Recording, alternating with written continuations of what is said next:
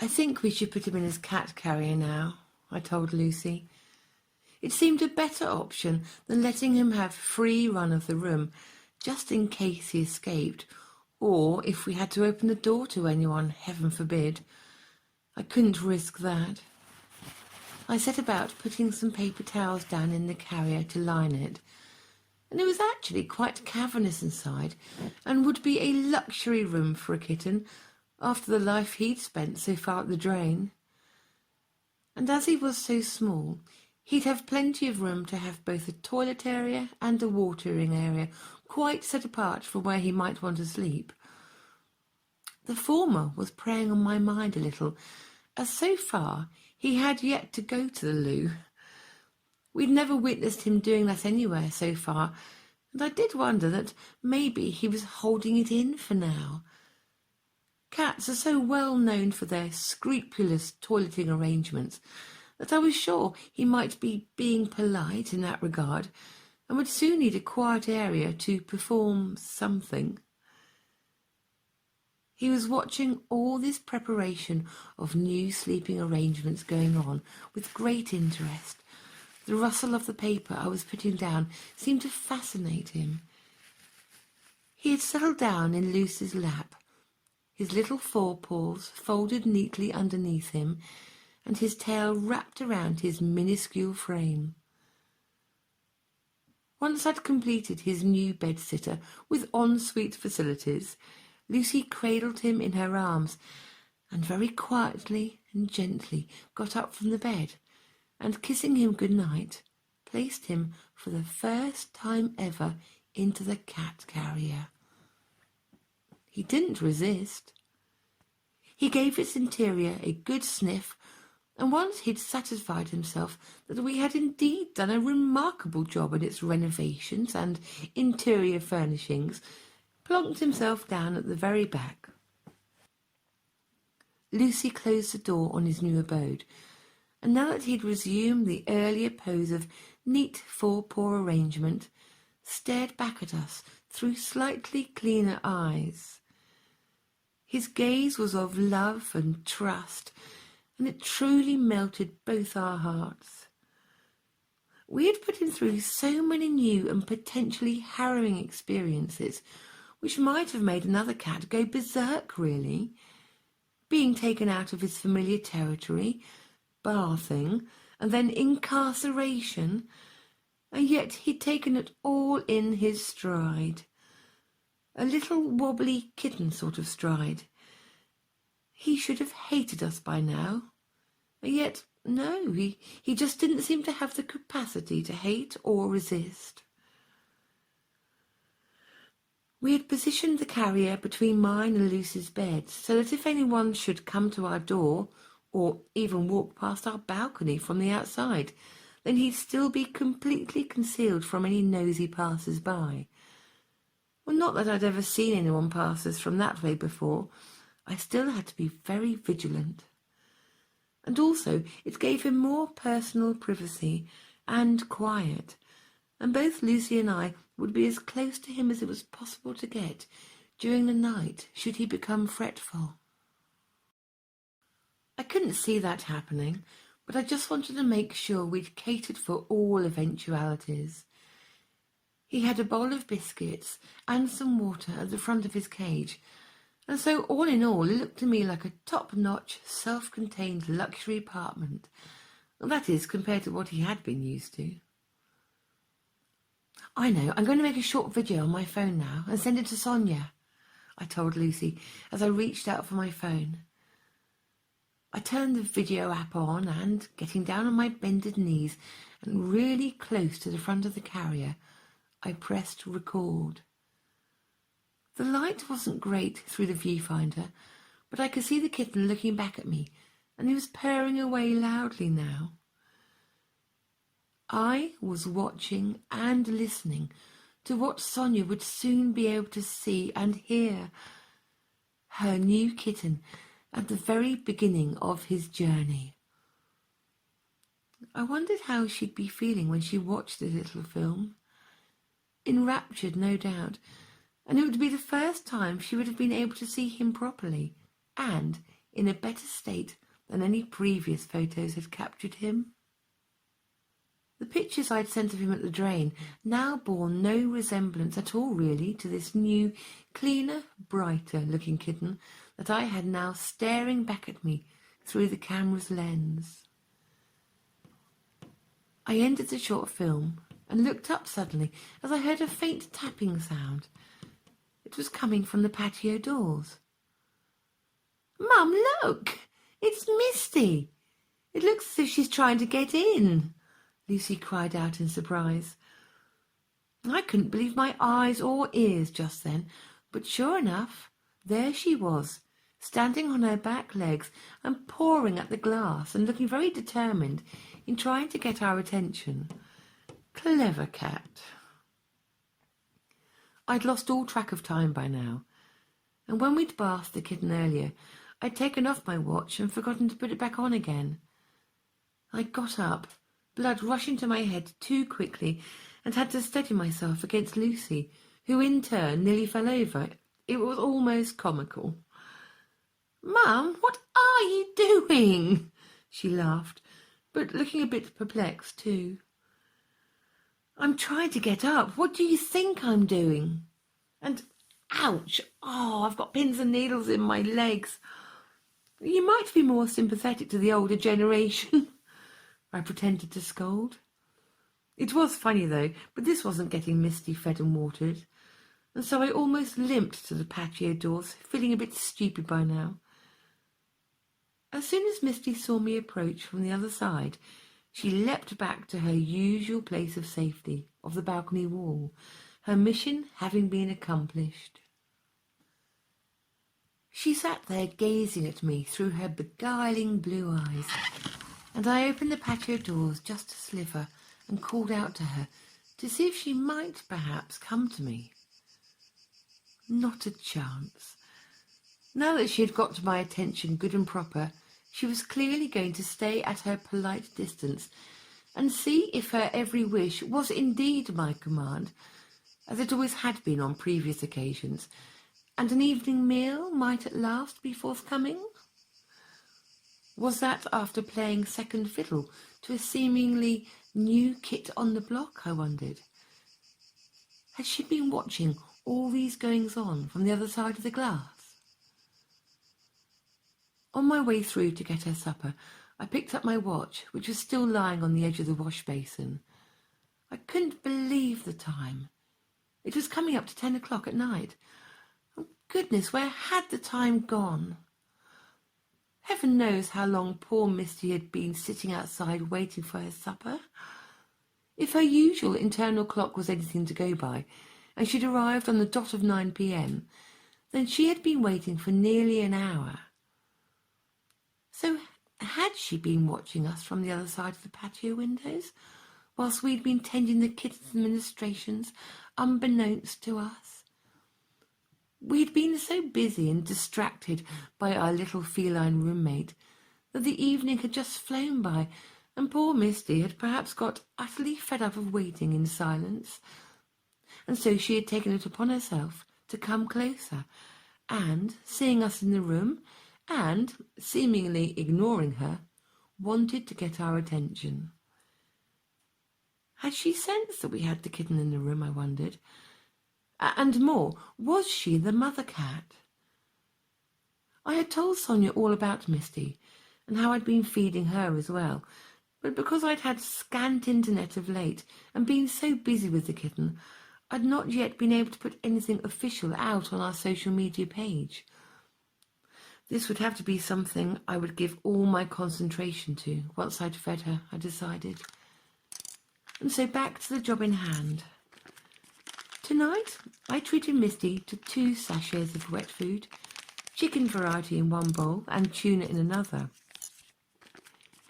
I think I did this more through guilt than anything else, feeling that maybe I had ignored her a little bit in the last 24 hours. Well, I hadn't really, of course. It just felt like that, because I'd really had my work cut out, what with all the other goings-on all throughout the day. A day which has started with my finding the drain devoid of kitten, and the panic, and then our final trip to Paxos, and buying the cat carrier, and all the shenanigans with smuggling that into the hotel. Oh, and then the ensuing confrontation, which wasn't. It all seemed like days ago now. It had only been a few hours, though. Lucy came out onto the balcony with me tonight, shutting the door firmly closed behind us, just in case the kitten suddenly decided to make a bid for freedom and try and open the carrier, albeit Houdini style. It would actually have been impossible for him to get out, but we were being extra super cautious now. And Lucy echoed my thoughts of earlier and said, "Oh, Mum, I do wish that Misty also had a home to go to. What on earth is going to happen to her when we've gone? I mean, we leave the day after tomorrow." And she looked so sorrowful, as sorrowful as I was about Misty's plight. I told her that I would do my utmost best to see if someone out there in our feline social media world might come to all our rescues and be able to offer her a forever home. That was all I could do for now, but if we'd been lucky once, then perhaps we could be lucky again and share this good fortune that the kitten had with another lonely little soul, which Misty really was. I gave Lucy the plates for her to put down for Misty, and then she joined me at the picnic table. And not surprisingly, Misty didn't waste any time whatsoever in getting up from her safe corner and running over to her full to brimming dishes immediately. I was sure that she was becoming much more trusting now, less feral, tamer. We watched her tuck into her supper with great gusto from our seats, and both lost in our own private thoughts, but both thinking exactly the same. Would someone be willing to give this enchanting little cat with the eyes of bewitching blue a home? I cupped my chin in my hands and just drank in the moment. It was, it goes without saying, another balmy evening, the sky not at all dark, not in the sense we know it at home anyway. It was the deepest indigo blue, with touches of lapis lazuli where the hotel's outdoor lamps illuminated it. And in the air there was the usual sensual and heady tang of warm earth, and a new scent of rosemary bushes, which I hadn't really noticed before. It was a lovely, musky smell of the land having been scorched by day, and now breathing out as it radiated its scent, almost like incense, a herb-infused sandalwood fragrance. And what with that and the usual cooking smells, it was tangy and delightful and a feast for the nostrils. It was starting to make me feel hungry again, and at the same time Lucy asked me if we had any snacks left in the snack bag, which I'd been compiling since our arrival. "I was just thinking the very same thing," I told her. "I'll go and get some crisps and biscuits, and we can have a late-night picnic out here if you like." Lucy said that would be exquisite, and I laughed at the somewhat quaint and old-fashioned description from one so young, watching her stretch and yawn happily, and then got up myself to cobble together some sort of little feast. Back inside the room now, it was cool. I checked the kitten in his carrier, and not a peep out of him. Oh, how wonderful that he's safe with us. This time last night he'd been in his rusty, dusty drain, a few shades greyer and fending for himself. And now look at him. He'd curled himself up into that familiar tight ball of his, with his tail wrapped around him and his nose tucked into it. The epitome of peace and contentment. And I left him to his slumbers and went to find food for Lucy and me. We drained much of our snack resources, but with a bit of imagination, I managed to assemble a fair spread of peanuts, crisps, crackers and cream cheese, and for dessert, Greek yogurt, a few grapes, which had not yet turned to raisins, and some very sweet and sugary-looking biscuits. And adding a couple of cans of Coke into the equation, the tray certainly did look nice and tempting by the time I was back with Lucy and laying it down on the table. "Wow!" cried my hungry daughter as she took a dollop of cream cheese with a spoon, slopped it onto a plate and mixed it with a few salted peanuts. It looked such a tasty combination that I copied her, and it did indeed taste rather good. Misty had since departed in my absence, making this late supper, but she was on my mind still, and I mentally started to compose a Facebook post about her, and with my phone in my free hand, free of gooey cheese and greasy peanuts, that is, I started trawling through my photos to find some good ones that I'd previously taken of her during our holiday. I had a gorgeous little photo of her looking up at me from the rough lot behind the balcony, and she had such an appealing expression in this particular photo, and I thought it would be a really good one to use, as it did show off her pretty markings well, and not least her namesake blue eyes. Lucy interrupted my thoughts by getting up and kissing me on the cheek. "I'm going to bed now, Mum.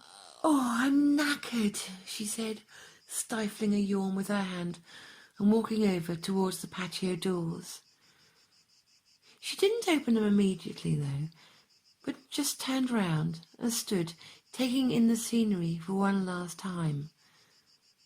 And she spoke. "I never thought I'd say it, but I think I'm going to miss this. Well, part of this holiday, that is. The you and the me bits like this at night." I turned round to look at her then. "Oh, darling, I know what you mean. Me too. I was thinking that earlier. Some parts I'd never want to repeat, but other parts of the holiday have been really lovely, haven't they?" It wasn't a question, it was a statement. Lucy looked all in, and I told her to go and get a good night's sleep.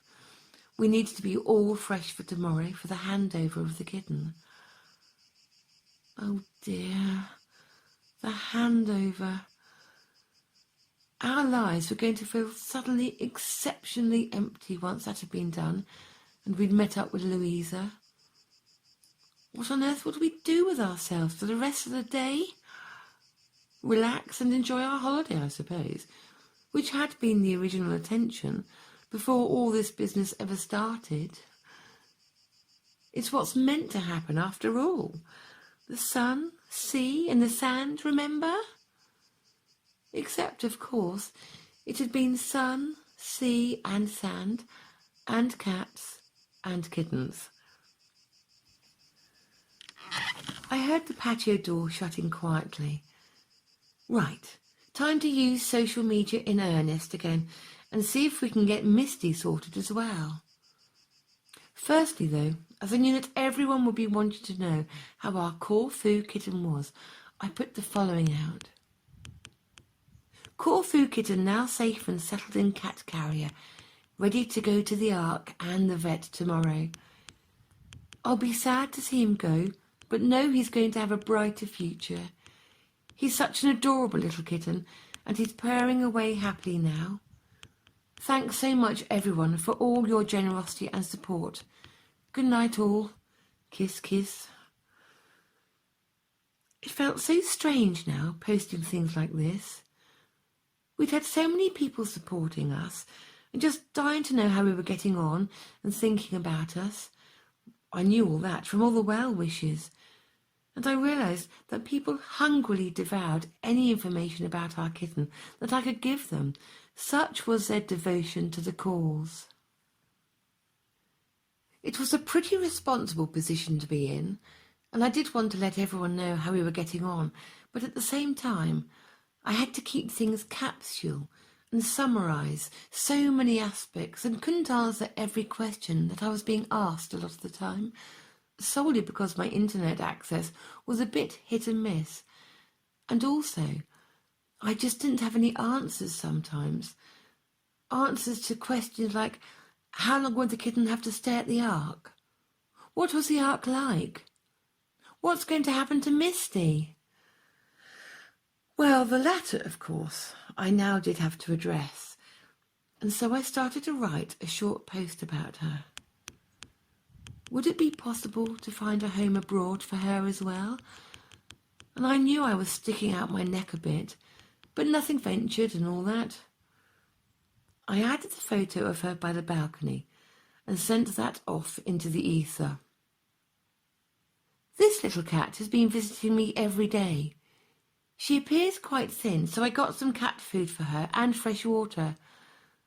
The poor wee soul ate the food and drank the water very quickly.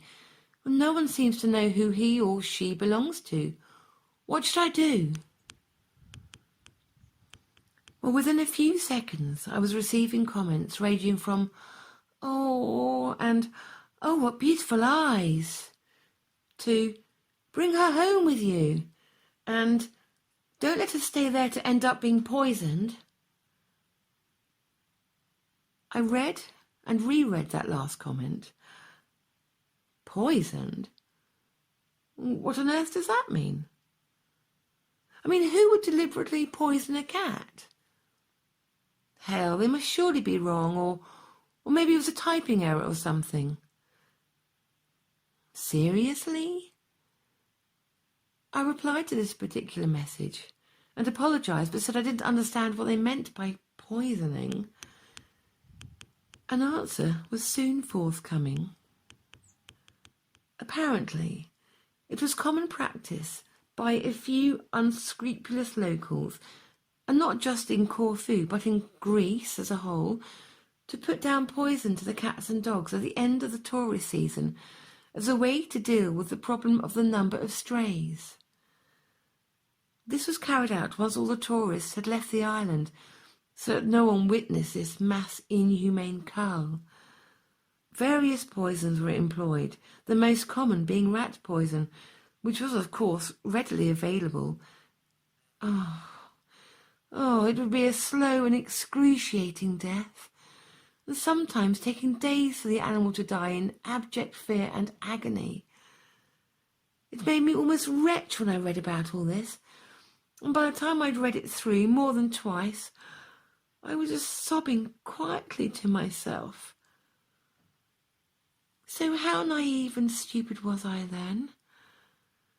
I mean, is that why I'd seen all those dishes of food out for the cats? Might they at some point be filled with poison? Oh dear. I couldn't believe that anyone could be so cunning and evil as to lay traps for the animals, traps in the guise of food, so that the poor, innocent and hungry cats and dogs would of course eat whatever was put out for them, and then crawl away to die somewhere. I wiped my eyes on the back of my hand and put my phone down beside me.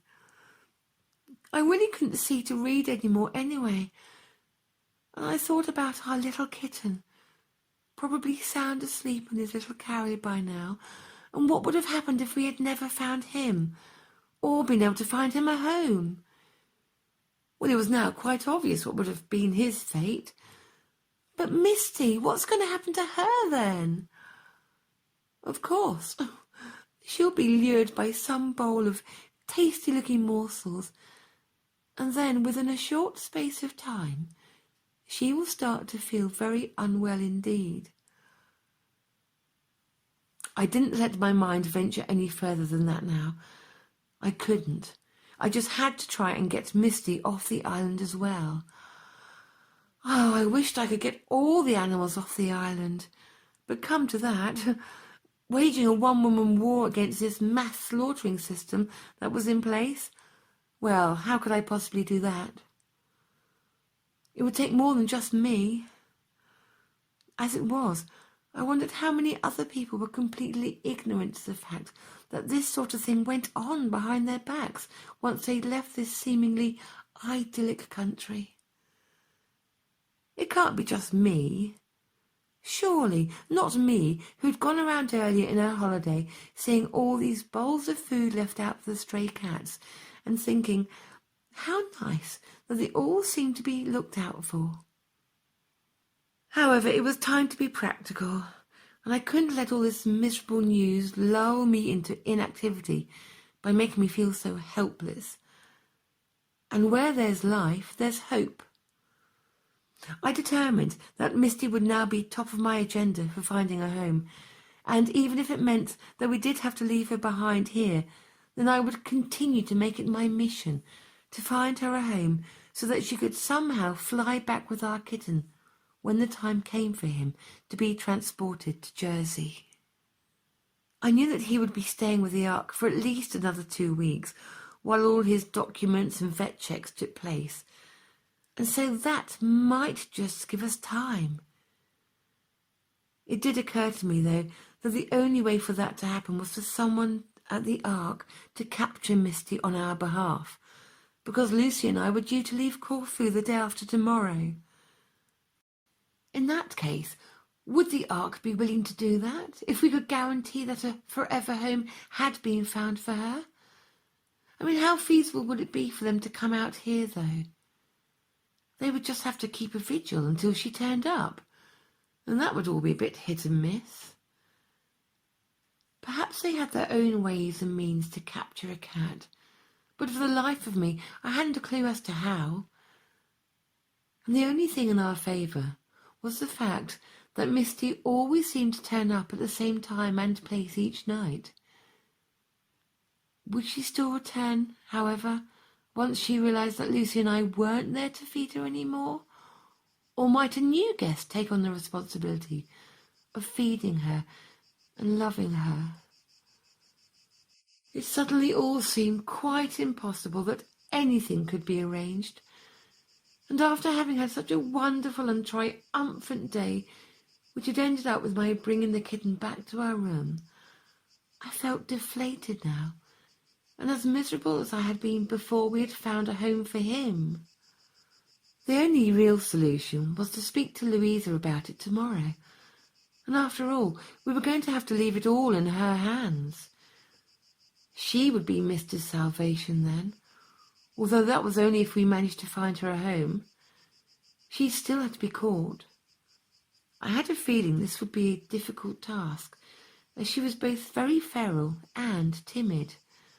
And being that bit older than the kitten, she'd had time to grow wary and streetwise, and was so suspicious of people that I knew it would not be an easy ride for either the Ark or Misty.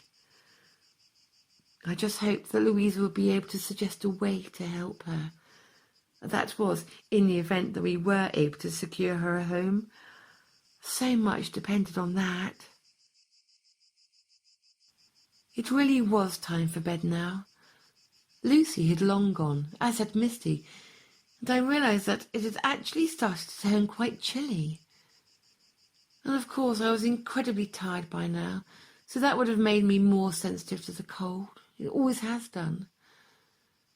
It was no matter, and actually quite refreshing. So I stretched in my chair and slowly got up, being careful not to make a scraping sound on the balcony that might wake Lucy up, or indeed the kitten, and opening the patio doors as quietly as I could and squeezing through the gap, not wanting to open it too far. I let myself in as stealthily as a burglar, something that I seem to have developed quite a knack for today, strangely enough.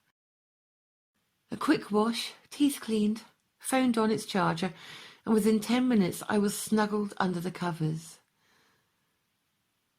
I leaned sideways to have a look at the kitten, but he was quiet, and I could just about make out in the gloom of the nighttime room his little white form giving the odd little twitch.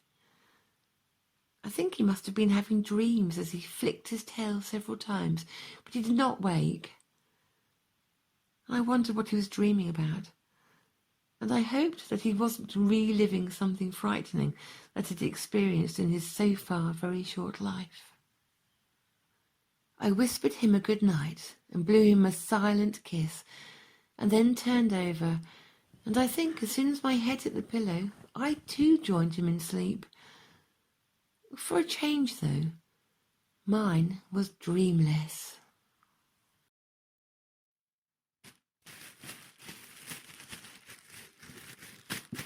A rustling of paper and a furious scrabbling sound awoke me on that Wednesday morning, and at first I couldn't quite place it.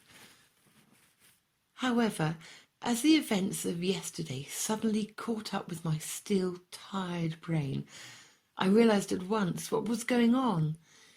It was the kitten in his cat carrier taking a lot of care into covering something up. I sat up in bed and leaned over to get a better view of our little guest. "Good morning, little one," I called softly to him. He ignored me, as he was still determined to rip up every single paper towel until it resembled confetti, scattering some through the bars and into the room. I smiled and thought how lovely it was to have him here with us now, like this, all of us waking up together. Lucy was stirring and rolled over in her bed to face me. And then she had the same dawning of memory from the night before and looked down at the kitten, who had now stopped scrabbling and was sitting the other side of his cage door, looking up at us both, as now 2 sets of human eyes were peering at him from above. "Ooh, I think he's been then." Lucy wrinkled her nose as a rather unlovely fragrance started to permeate the room, but still we stayed looking down at him and loving every inch of him, from the tip of his nose to the tips of his toes. However, I really did need to make him more comfortable in his little house again, and actually for us too, for that matter. So I swung my legs out of bed now and got up to find some more paper towels so that I could reline his house. It also needed a good clean, so I asked Lucy if she would take hold of the kitten while I did some spring cleaning for him. I opened up the carrier, and he was more than willing to join us up on the bed. Lucy cradled him in her arms, and he broke into rapturous purrs, nudging his little nose into her hand as she started to stroke him. He settled quietly and seemed quite happy to stay put now, watching me from afar as I set about cleaning the carrier. It wasn't a pleasant job, not having the right washing facilities around me here in the room, but I managed to make it clean again, disposing of all the soiled and shredded paper that was fast beginning to dissolve into a gooey pulp into a plastic carrier bag. The days were long gone when I'd always carried a plentiful supply of nappy bags around with me, those days when Lucy was still in nappies. And I thought of my grandmother's old saying, "Make do and mend." I was certainly making do with what I could lay my hands on now in this room. I had used up all the paper towels, and so I placed an old holiday brochure that wasn't needed anymore underneath the paper, and prayed that this would see the kitten through the next few hours as comfortably as possible for him. It felt strange not having to take my early morning walk down to the drain, where it was just myself and the waking world. As it was, those days were also a thing of the past now. A good thing. The kitten's breakfast could be prepared and served up here within the safety and confines of our room. I started washing his food and water bowls, and now Lucy was lying back on her bed with the kitten resting on her chest. It was such a sweet tableau just then, and it reminded me of a painting I'd once seen in an art gallery a long time ago. The feeling that it had given me then, as I had looked at it, was the same feeling I was experiencing now, protective and maternal. It was a picture of absolute peace and adoration, a private moment between human and animal, and to me it epitomised the ultimate in that love and special bond that we can form with them. It made the room feel quiet and blessed, and I realised, not for the first time this holiday, how lucky Lucy and I were to have each other and a shared love of animals. And now the shared love of this tiny, scrappy little feline as well. I turned away from this little scene of contentment, and something else caught my eye. Misty was sitting on a chair on the balcony, gazing at me with that inscrutable blue-eyed stare of hers. She seemed to be watching all the goings-on inside our room intently, and it made me wonder whether she had been there all night. I carried on washing and scrubbing the cat bowls, and decided to take Misty's food out first, so that she didn't feel she was being completely ignored. "Lucy, have you seen who's outside?" I called as I went to open a sachet of wet food for our al fresco diner. She stood up and walked over to the patio windows now, leaving the kitten snuggled in the warm dent of her pillow. "Mum, do you think she's been there all night?" Lucy asked me as she gazed back at Misty, who was still sitting on the chair and didn't move when Lucy appeared at the windows. "Well, that's what I was just wondering," I told her, bringing a heaped bowlful of food out to our other breakfast guest. Lucy went back to the kitten just then and scooped him up in her arms so that he wouldn't escape whilst I slid the patio doors back. He didn't realise we were all being watched by Misty and was happy to just flop in Lucy's arms until I'd shut the doors behind me once on the balcony. I placed the dishes down for Misty in the usual place and withdrew to her side of the picnic table. Well, this was too much for her now. My proximity had infringed her feline rights, but more than that, she realised that her breakfast had been served. She jumped down off the chair and almost ran hell for leather to her feeding station. I sat down on the chair she'd just vacated, and it felt warm, which again made me think she must have been there for some time to have made it so. I had to press on and make breakfast for the kitten, and so I didn't stay outside for too long this morning. The bombshell news from last night of poisoning was still playing heavily on my mind, of course, but I didn't let on to Lucy about this, and I couldn't let it try and drag me down and hinder the important work we had to do today. I was still confident that Louisa would be able to help with Misty, and as time was really not on our side this morning, that was the most I could hope for. I went back through the patio doors, and Lucy was already making the kitten's breakfast.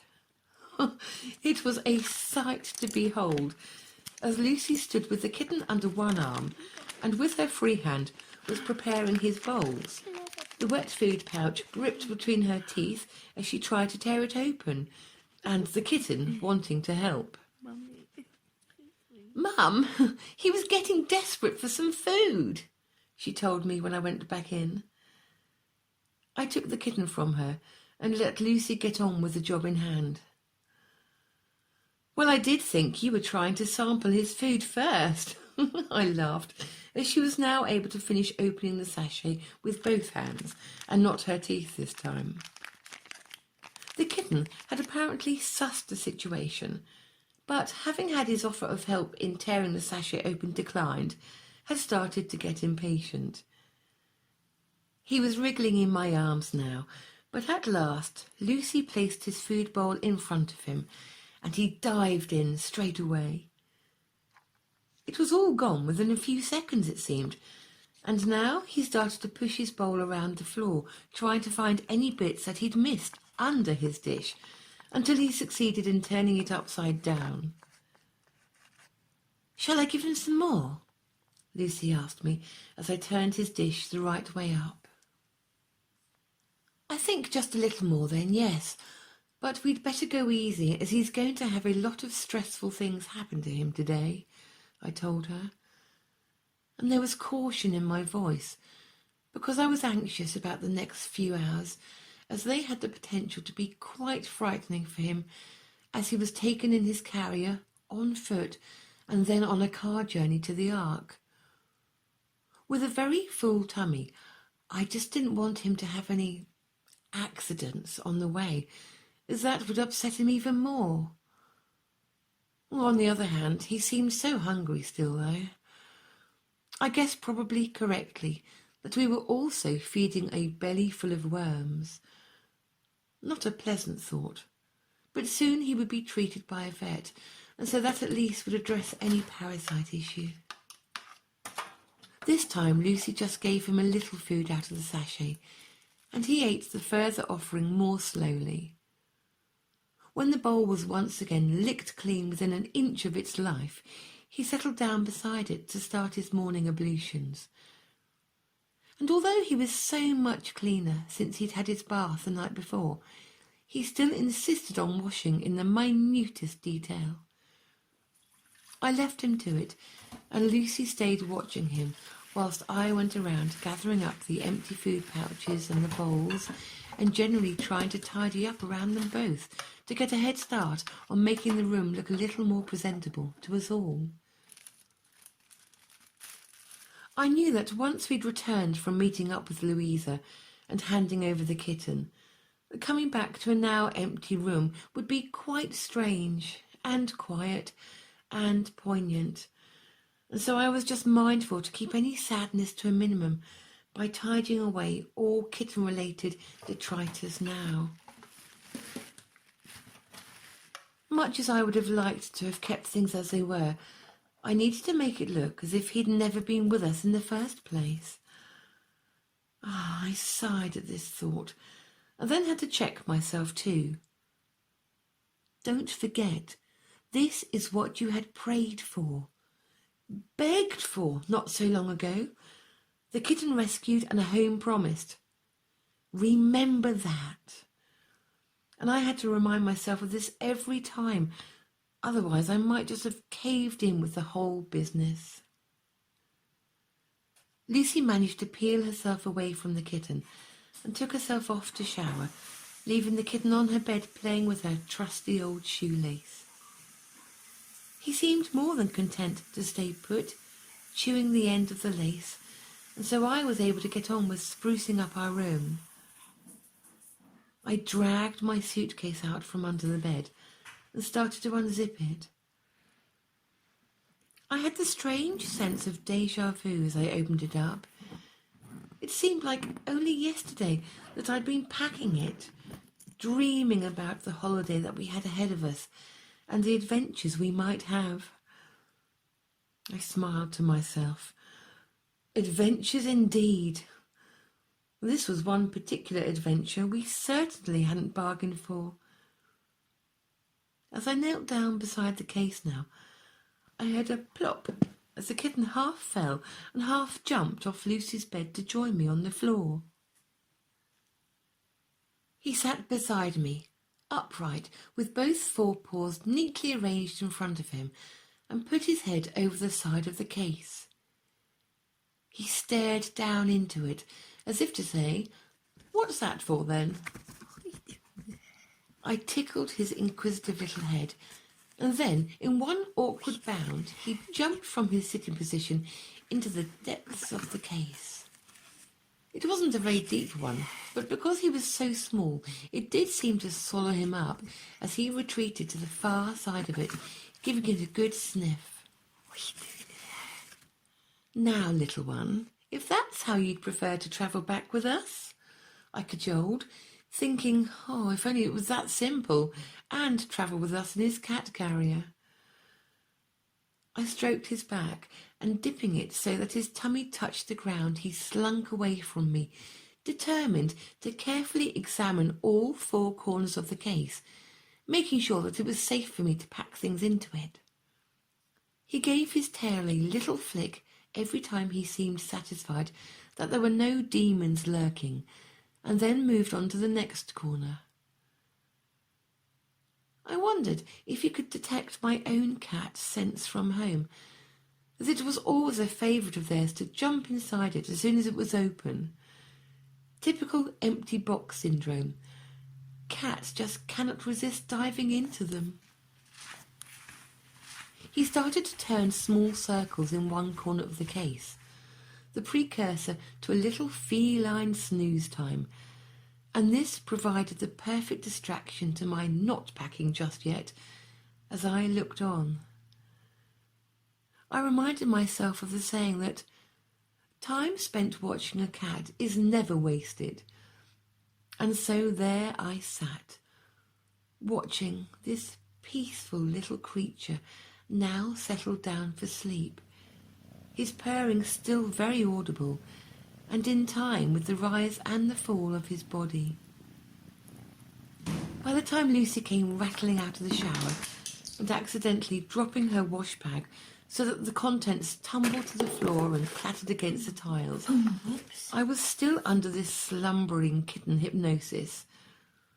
The sudden noise jolted me back to my senses. It didn't disturb the slumbering kitten, though. He must be tired, I thought.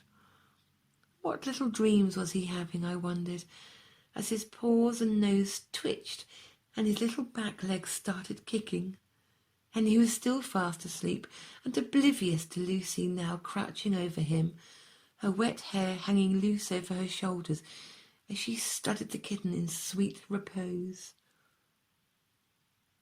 "Mum, don't you think we ought to go and get breakfast soon?" she whispered. I knelt back on my knees then, and looking at my watch, which told me it was now past 8 o'clock, I realised that the morning was flying by. "Oh, help!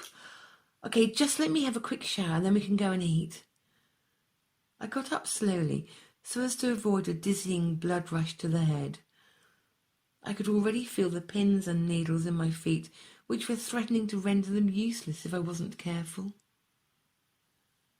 I struggled to get upright without waking the kitten, and reaching full height again, I grabbed my own toiletries bag and hopped into the shower, leaving Lucy towel drying her hair, still on her knees next to my suitcase.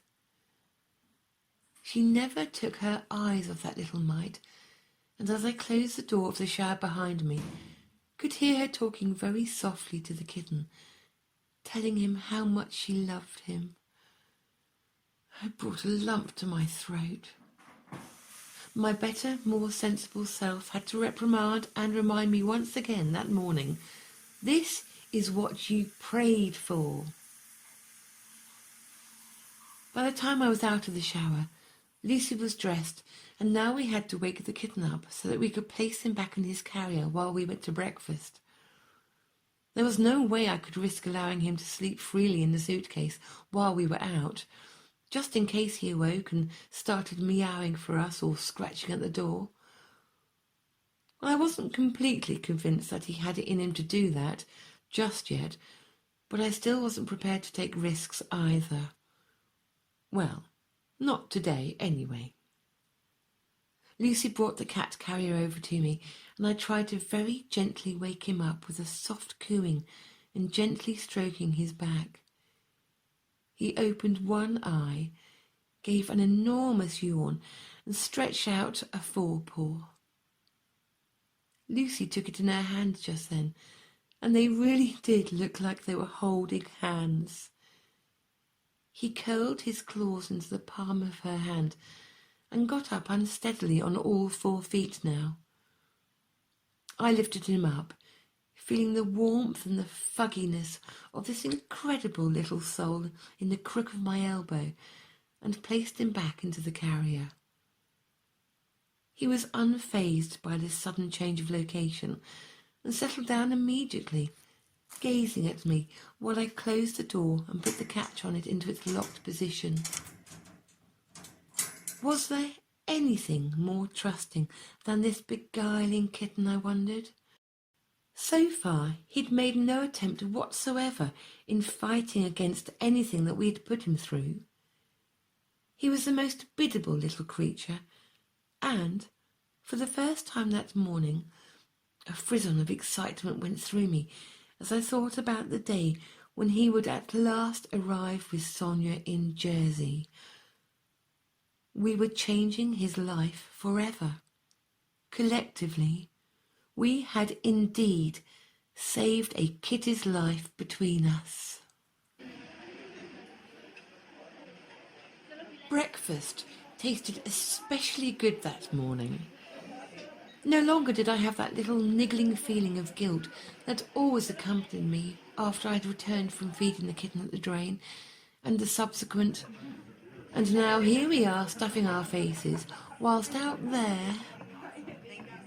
Lucy and I tucked into our fruit salads and croissants with great gusto, and all the while I knew that the kitten was full of good food, and now probably fast asleep within the safety and confines of the cat carrier in our room.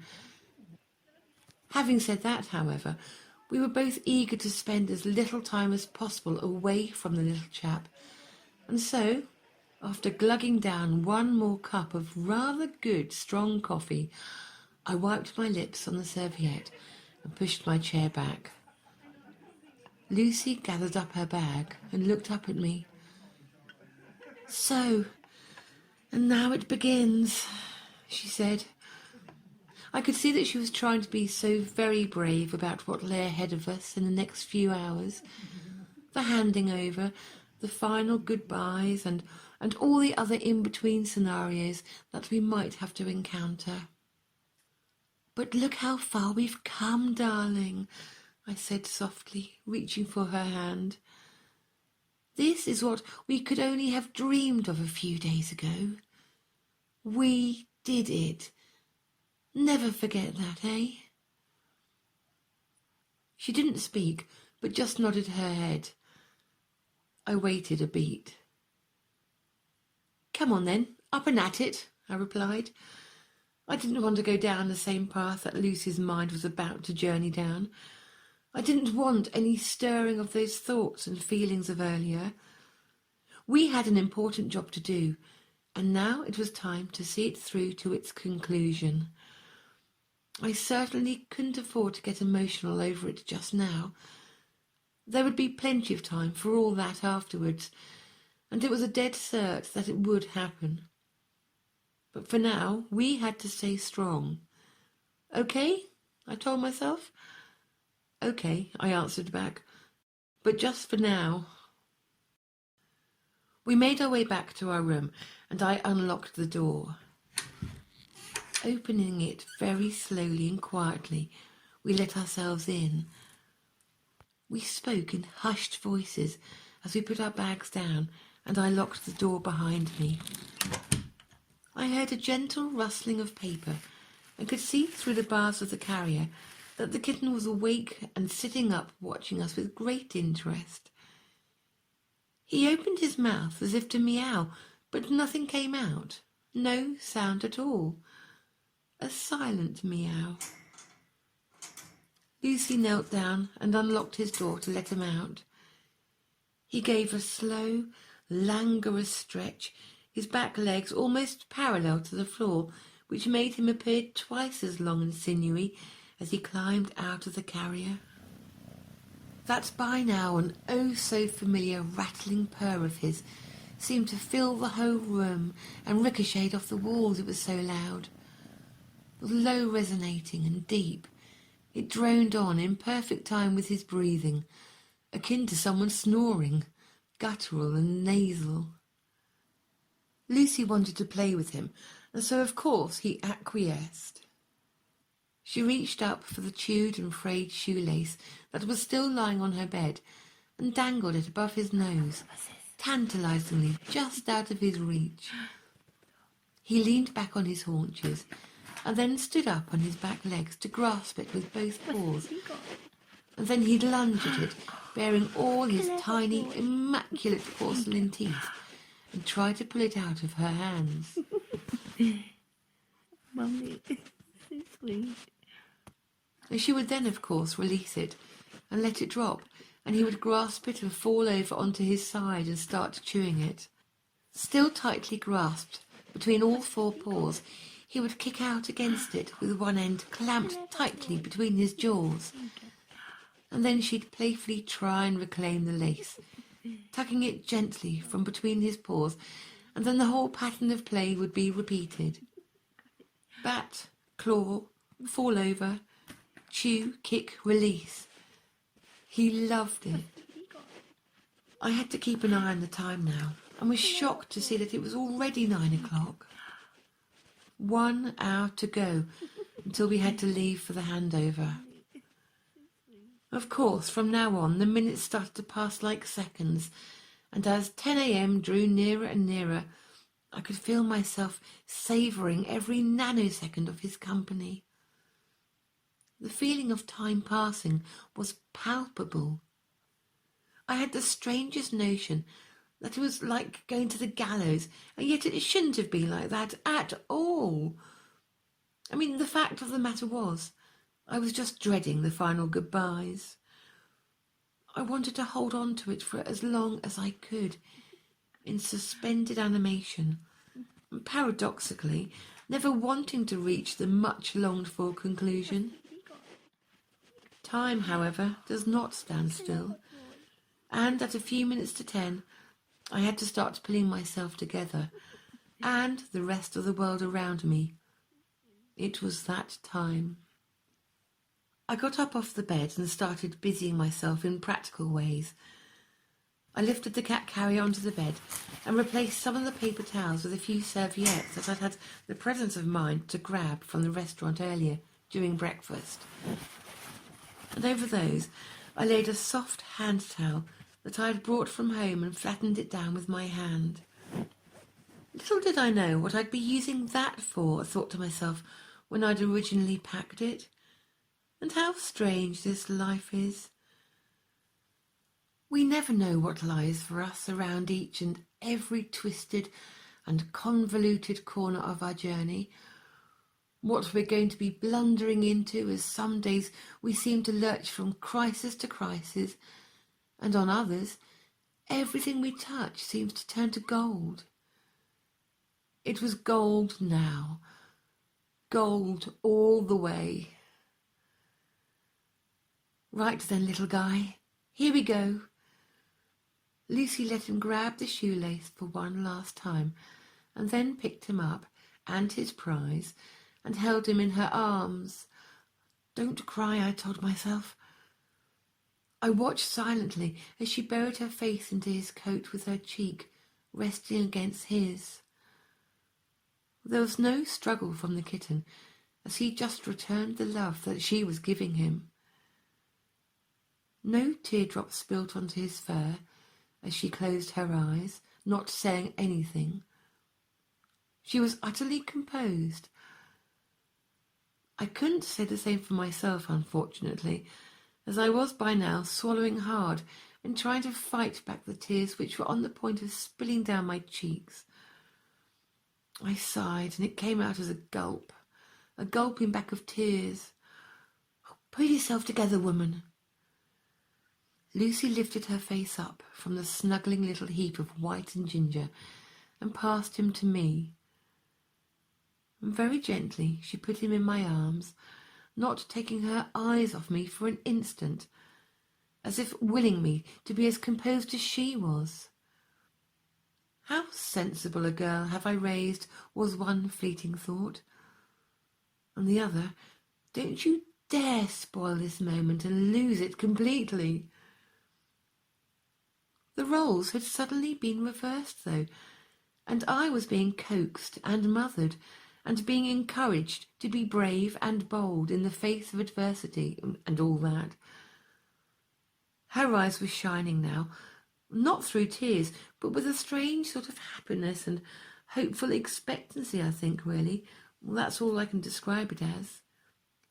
It was as a mother watching her child trying to take its first steps and, although she would of course be there to catch them if they fell, she had the absolute faith and belief at the same time that they wouldn't fall. And I was that child now. So how could I possibly fail her? It was as simple as that. She gave me the courage to overcome the tears and to become as rational as she was being. And the kitten, who had remained absolutely oblivious to all this role reversal in motherly ministrations, buried his nose into the crook of my arm. I concentrated on him so fiercely, trying to memorize each and every detail of his fur, the walls and the way his coat lay around his shoulders, the ginger ears with their slight sprinkling of frosty white around the edges, and the ginger spot on his back. I studied him in the minutest detail, lest I should ever forget a single marking and the way his fur laid on his little body. I tried to absorb every feature and absolutely everything about him into my very soul. But now, it really was time to go. I spoke to him as I tried to uncurl his body from my arms, and Lucy held the cat carrier door open for me so that I could just place him in gently inside it.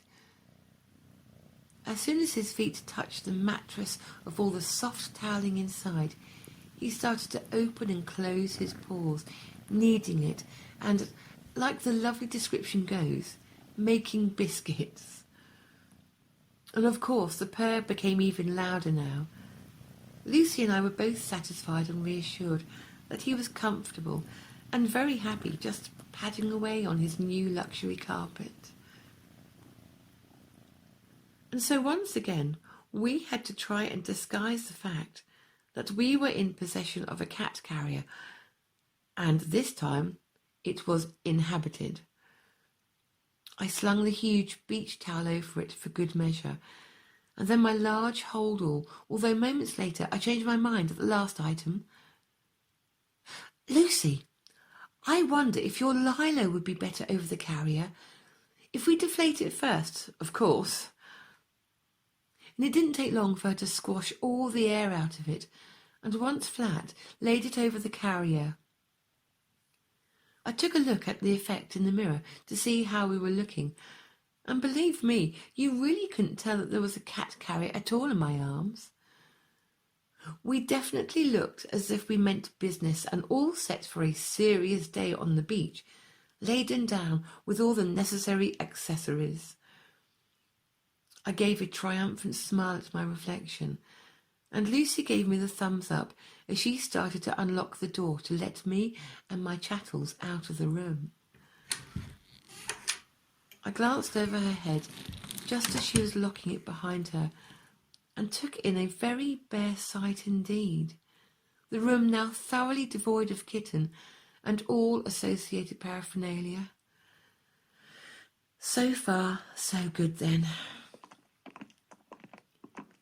We continued on to the reception area, and as the desk had already attracted a large group of people making inquiries there, it was all to the good and to our advantage. So engrossed in earnest conversation about something, no one noticed one woman and one teenage girl trundling through the hotel with an oversized assortment of beach goods, holding their breaths. And once we were out through the main doors, I had a sudden sense of relief and freedom. And now we really were on our way.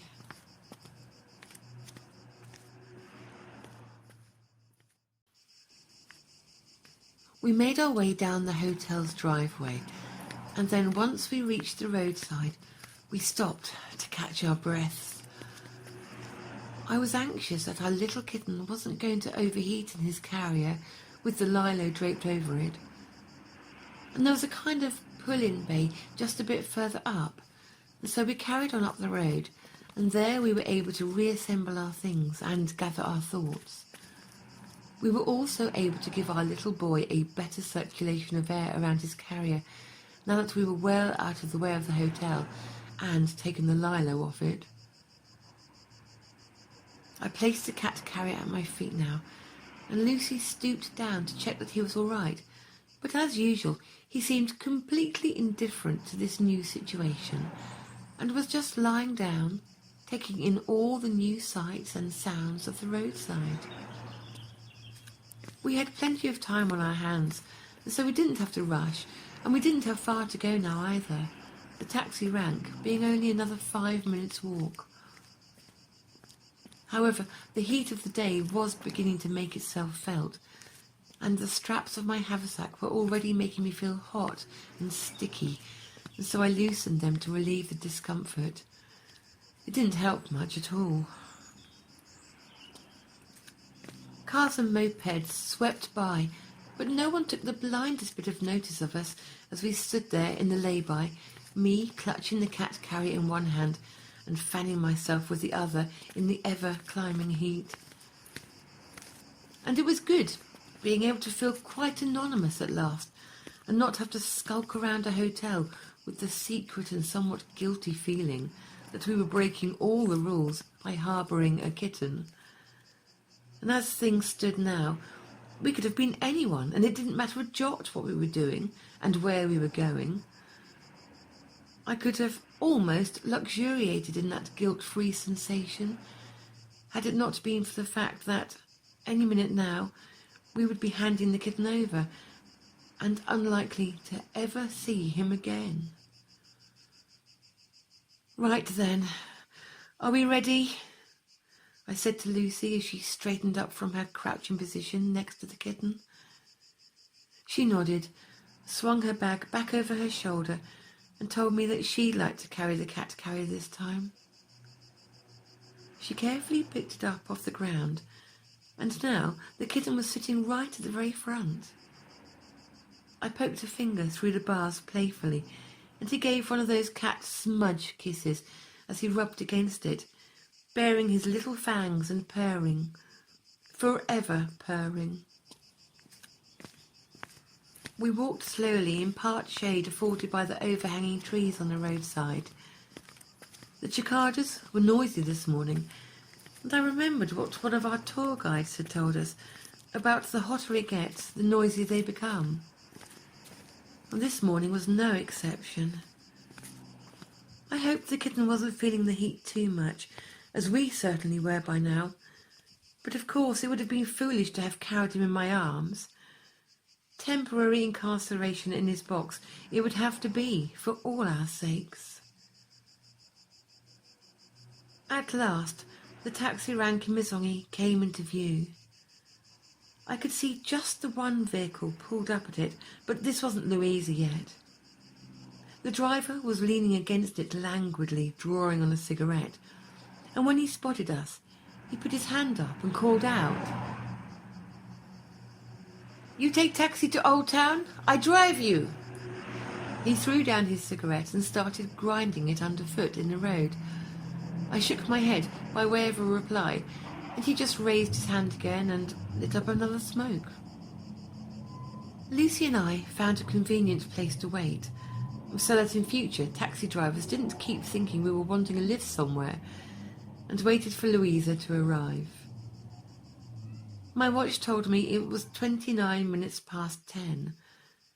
We had made it in such good time, and now I hoped that we wouldn't have too long to wait. Soon the taxi that had been waiting at the rank started up its engine, and without a backward glance in our direction, pulled out into the road, leaving a trail of acrid blue smoke behind it. And then we were quite alone. With endless blue up above, it would have been quite a pleasant wait on any other occasion, just not this one. Every time a car approached and looked as if it was making to turn into the taxi rank, I jumped a little inside thinking, "Here she is." But then it would keep going, and I'd think to myself, a few more moments with just the three of us together. And then it was almost a relief, a reprieve. The minutes ticked by, and at 11:15, Louisa had still not arrived, and I was beginning to worry now. I did have the right day, and the right time, and the right meeting place. I knew that much. But where on earth could they be?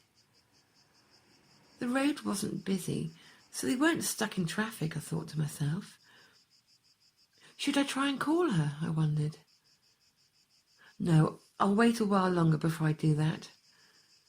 And all these thoughts flitting in and out of my head, and still the kitten sat contentedly, not minding in the slightest this rather unusual day out for him.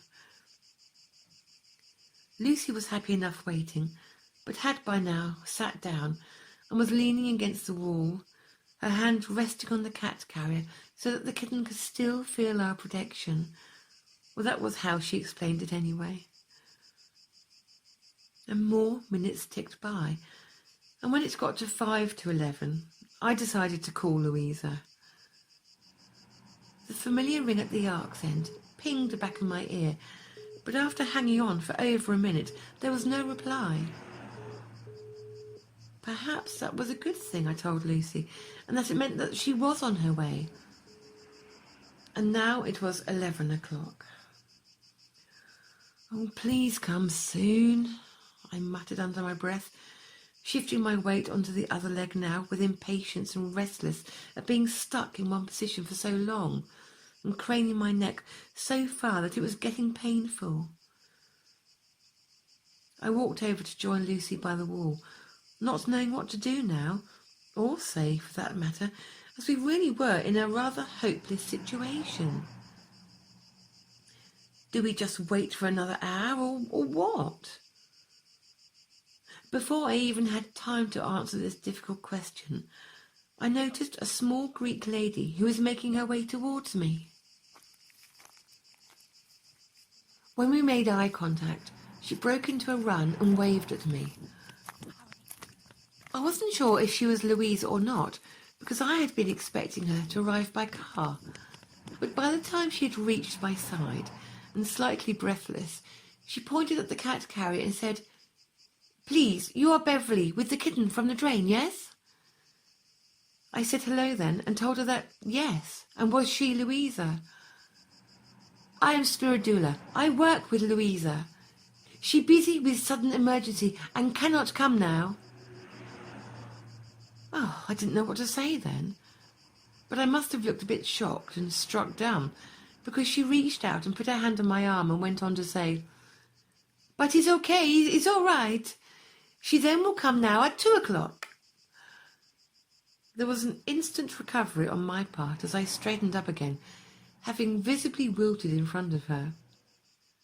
Spiridula then glanced inside the cat carrier and said, "He is very lucky drain kitten, but his eyes are not nice and his nose is same." At first I thought she was describing his appearance in terms of aesthetics, but then I realised it was quite literally broken English. She meant, of course, the state of his eyes and nose, which were quite gunked up with discharge, despite last night's bath, and his own personal and very vigorous cleaning programme. "Oh, this we see in Corfu cats, and is great problem," she went on to tell me, and I replied that, yes, although I had tried to clean them earlier, it seemed it wasn't doing much good. She looked me straight in the eye then and said, very kindly, "But we will have doctor to see him, so that is very good, yes?" And I nodded. "Yes, that is very good. And we really do thank you so much. So will Louisa definitely be here later on then?" And she laughed then. "Yes, she come this afternoon, of course. But this morning I come instead to tell you this and why." She was a sweet lady, and I liked the way her eyes crinkled when she smiled. And she was smiling at Lucy and I now, and her laughter was infectious. What on earth was there to worry about, I thought. We had her word that Louisa wasn't going to let us down, and I believed her.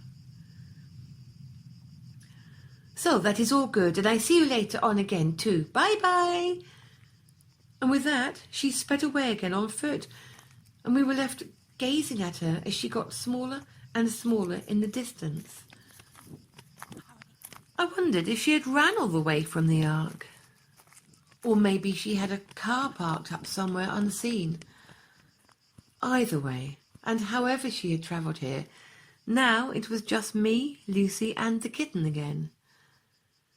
And Lucy, of course, asked the inevitable question. Mum, what are we going to do now then? We will have to go back to the hotel with the kitten and try and hide him all over again. Well, she was right, of course, and the logistics of this made me, for one, feel rather giddy. We had to go through it all over again, the smuggling in and out of the room and the constant looking over our shoulders for fear of being caught, despite the fact that by now we were certainly becoming more adept at it. And then all of a sudden I had a brainwave. Lucy, I've got it. I know what we should do. Look, if you go on ahead and open up the patio doors from inside the room, then I'll meet you on the outside of them and we can take the kitten in that way.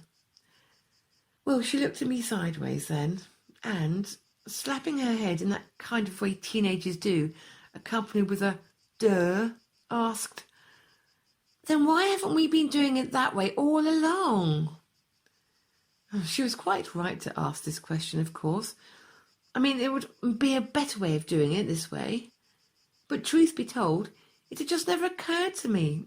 And to be fair, it had only just occurred to Lucy too, so I felt I could be partially exonerated. I picked up the cat carrier, making sure that the kitten was still right inside it. And by now he'd positioned himself at the front of the cage and sat there staring back at me. He yawned and then pressed his nose through the bars as if to say, It's fine, I'm still here, but now what's going on? We're going back, I told him, and the three of us set off back the way we had come, back to the hotel. I never thought we'd be doing this again, but fact is stranger than fiction, and yes, here we were retracing our steps, whilst still in possession of one very small ginger and white kitten. Lucy had now run on ahead, and I began to dawdle, so that it would give her ample time to open up the room and then the patio doors.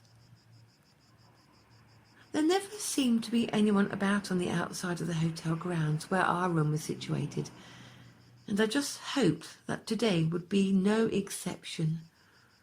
I knew too that both the neighbouring rooms either side of us were vacant now, as I'd heard its occupants saying goodbye to each other earlier when I was making a start on the packing, and their voices could be quite easily heard through our closed doors.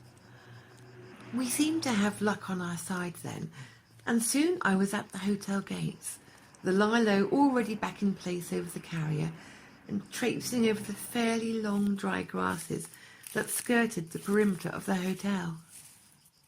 And now, it was a good job that Lucy had thought to stand outside on the balcony, because seconds before, I suddenly had that awful realization that from this rather new and unusual vantage point, all the rooms and patio windows looked exactly the same. In my panic, I'd mentally conjured up a figure of me as I slunk from window to window, looking for the right one to gain entry through with my illegal cargo. Again, the miracle of the myriad synapses firing, taking mere nanoseconds, and yet seemingly paving the way of how I thought the next 10 minutes of my life would pan out, as if it had already happened. Luckily, it was not so, as there stood Lucy grinning at me from our balcony and ready to take the cat carrier from my hands. I passed the kitten over to her and then climbed up onto the fairly high balcony wall, shimmied over it rather nimbly, if I say so myself, and walked back into the room, cool as a cucumber. I felt somewhat pleased with my stealth and athleticism, albeit in a rather unorthodox method, but needs must. I closed the doors behind me, and Lucy let the kitten out of his carrier so that he could stretch his legs. It felt good to have been granted a couple more hours with him at the very last minute.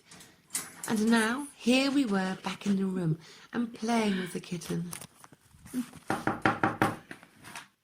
There was a knock at the door. Luckily, we had locked that from the inside, but Lucy quickly scooped up the kitten and put him in the carrier. "Hello, just a minute," I called out frantically from the other side of the door, and then whispered to Lucy to take the carrier out onto the balcony and hide it under one of the chairs out of view. And she deftly did that, and once the coast was completely clear, I opened up the door. It was the room cleaner.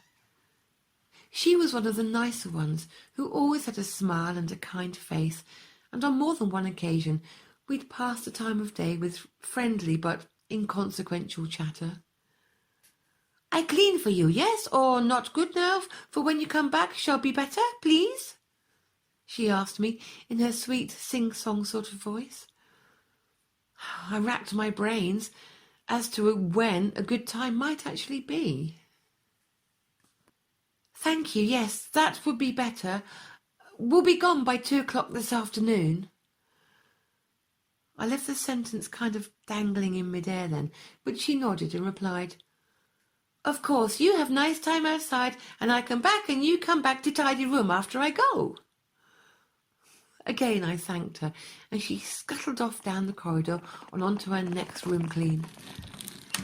I closed the door quietly behind me, locked it once again, and called to Lucy. "Okay, the coast is clear." The patio door slid open from the balcony side, and in came Lucy holding the carrier and our trusty old beach towel, which she had used to cover up the box. "Phew, no more alarms like that, please. I don't think I can take any more of this."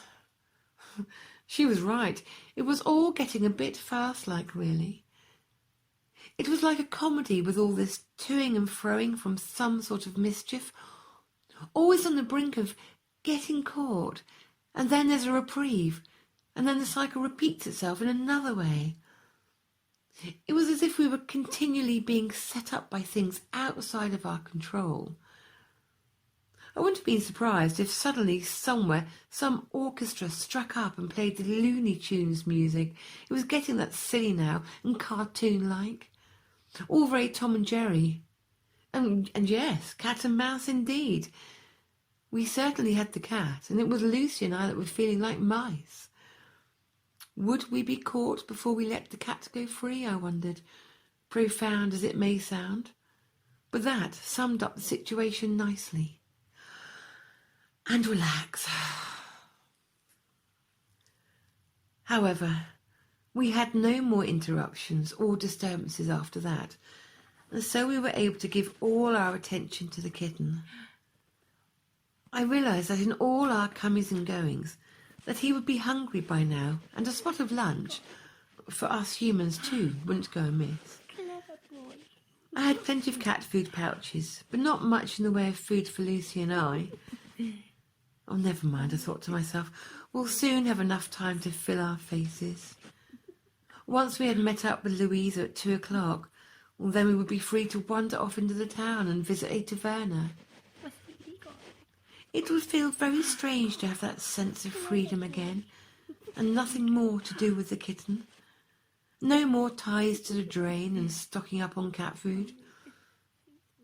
The holiday in that respect was really beginning to feel just about over, and yet in other ways it had only just begun, in that we could do as we liked again. It had been a real roller coaster ride, and now soon that would stop, and, well, what? Be as profound as you like, Beverly, I told myself. It will be like swing boats for just a little while, and then helter-skeltering down to the final hours, which will go so quickly, and then homeward bound. I stopped myself just there then, and stopped thinking beyond that aeroplane, as it was wasting the moment. "I think the little chap might want some lunch, don't you think?" I told Lucy as I got up from the end of the bed, where I'd been idly watching her and the kitten playing with his favourite shoelace. It was, of course, a rhetorical question, and so I left them to their earnest game and went to open one of the remaining cat food sachets, one that I'd previously thought would be for Misty and Misty alone from now on. When I returned with his bowl, now full of a tasty, apparently, tuna variety pouch, and placed it in front of him, he needed no encouragement to quit his game. He was at his bowl like a little bullet. I sat down on the bed again with Lucy, and together we watched him tuck into his food. Unlike those times at the drain, when he had literally wolfed down each mouthful without appearing to even chew it, this time he was taking a much more considered approach as each mouthful was being enjoyed, but in a more measured fashion. Despite the hurry to his bowl, he was certainly in no hurry to finish his meal as quickly as he had been doing in the wild before his transfer to our hotel room. And it was time for us humans to be fed now, and I was loath to leave him and Lucy, so instead I pulled together the few snacks we had left, which also comprised of the rest of the cream cheese and the peanuts and crisps and a few biscuits. We would eat properly later, I promised Lucy, but she wasn't at all bothered with this make-do snack. By the time we had eaten, and I had once again cleared up and given the kitten's carrier another good spruce up, it was nearly time to leave to meet Louisa, for the second time that day. This time there certainly seemed to be an air of finality about it. Having already met Spiridula, it was all becoming very real in that now we could at least put a face to the ark, and although she was not the main spokesperson, she was our link with the kitten's immediate future, and as we had forged that link earlier this morning, now it felt even stronger. This time, when we left the hotel with the kitten, I knew that we would be coming back without him, but it was going to be okay. One massive mission was about to be accomplished, a mission which had snowballed in the friends we were making all over the world, all rooting for this little chap, and the love and compassion that had been shown. This awe-inspiring propensity of love was overwhelming, and now it was time for us to leave for the very last time. Lucy and I shared a group hug with the little kitten, and then I put him in his carrier. Lucy, I think I'd better go out the same way as I came in, through the patio. My daughter nodded her head and got up to let us out. Can you lock the doors behind me? And I'll meet you in front of the hotel, just a little way up the road. Oh, in about 5 minutes, I murmured conspiratorially to her now, should anyone be within earshot. I placed the beach towel over the carrier, and she handed it down to me once I stepped back down onto the ground below the balcony. There was absolutely no one about again. Had there ever been thoroughfare through here, I wondered? It seemed doubtful, with the roughness of the patch and no discernible human tread. I made my way to the front of the hotel, and for once I did not feel at all self-conscious about my passage through here or about what I was carrying. I reached the hotel entrance and then walked just a little way up the road. I had beaten Lucy to it, but only by a minute or so, as soon as she joined me, and together we made our way back to the taxi rank. This time we were mindful to stand well away from the rank itself in order to avoid taxis thinking we were a potential fare, and unlike this morning, we didn't have to wait long at all. In fact, only minutes.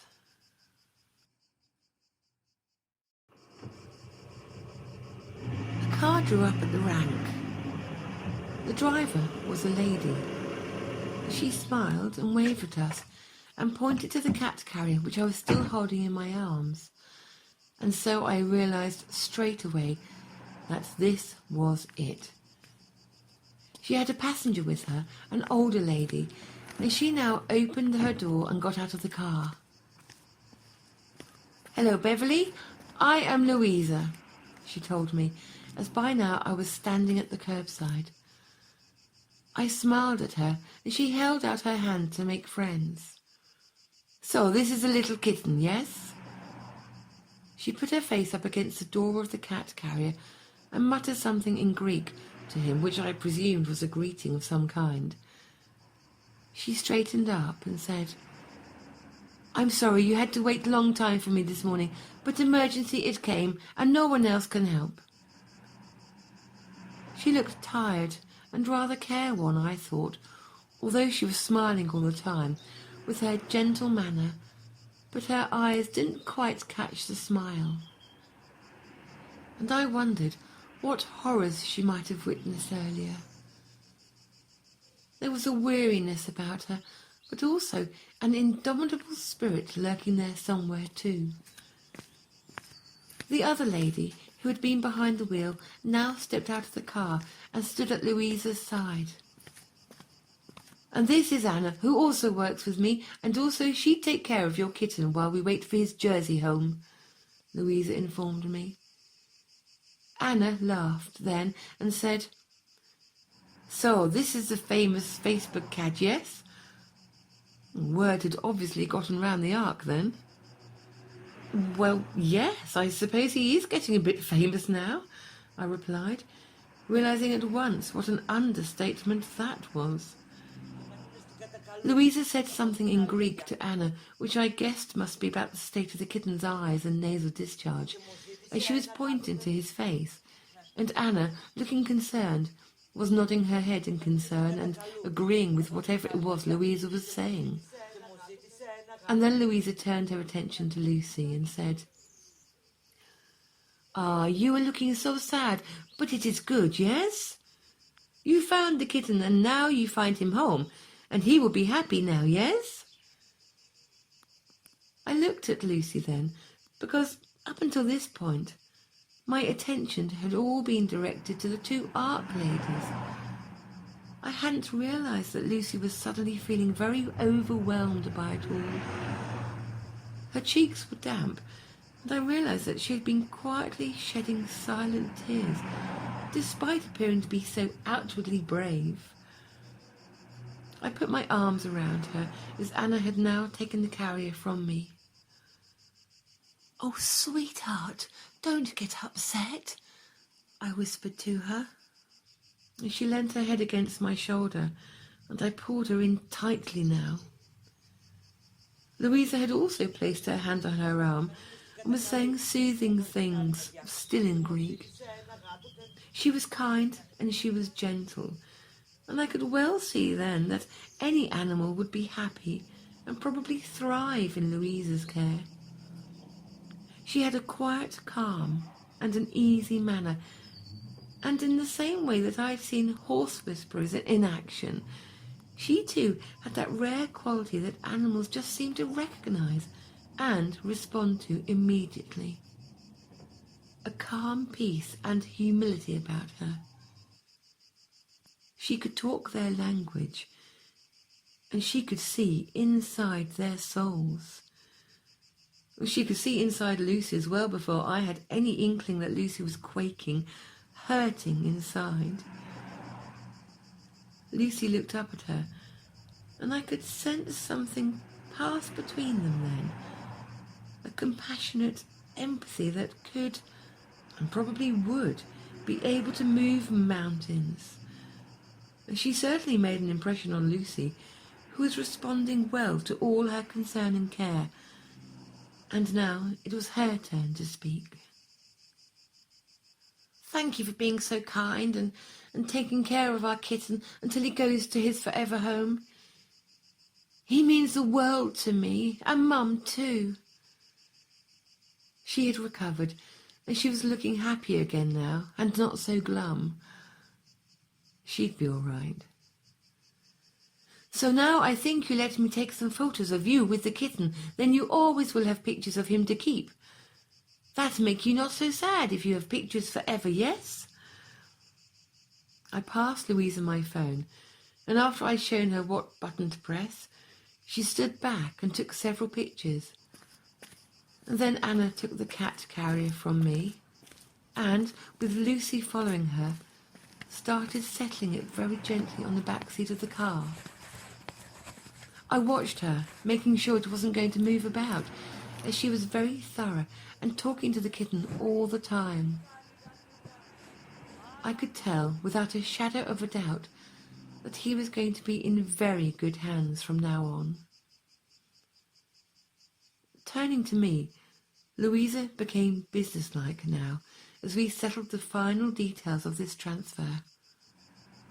I had to guarantee that should the home in Jersey not materialise for any reason, then it was understood that the kitten was completely my responsibility.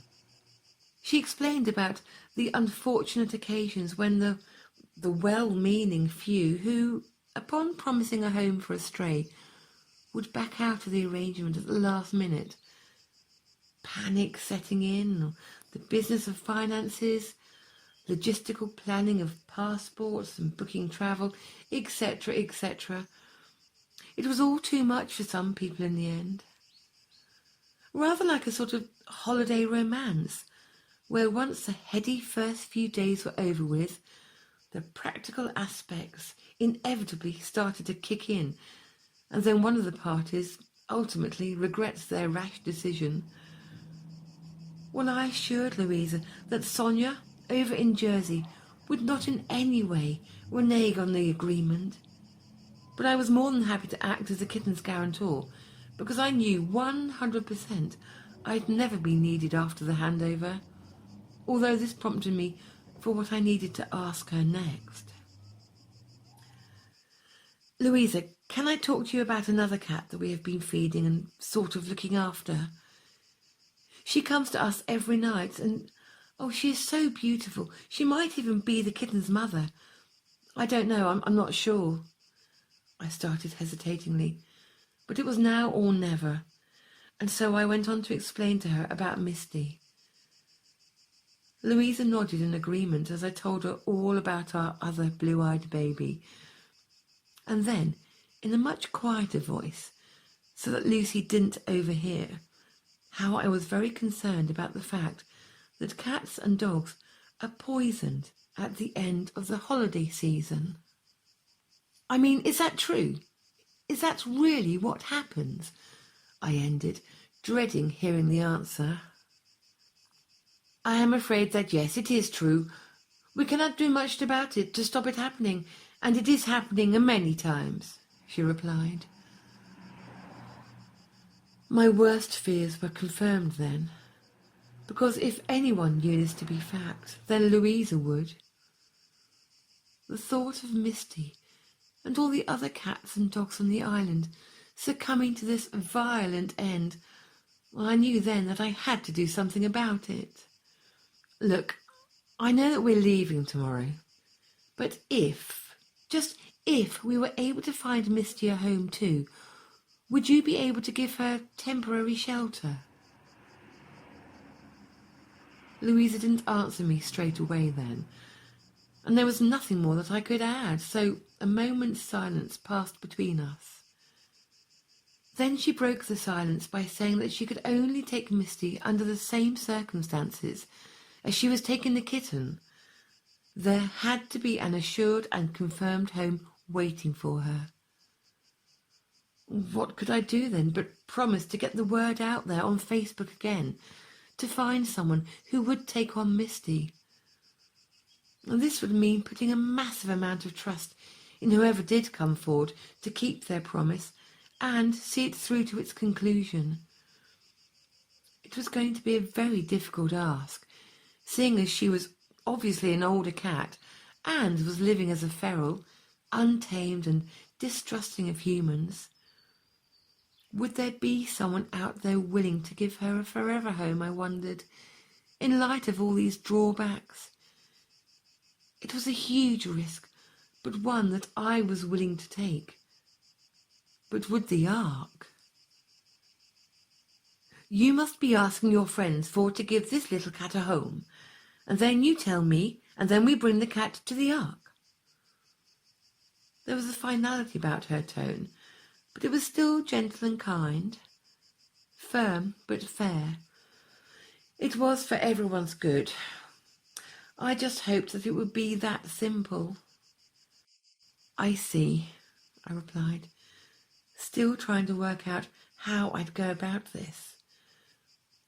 So, to get this clear, if I can find someone who will give Misty a home, then all I have to do is let you know, and then you'll come and collect her.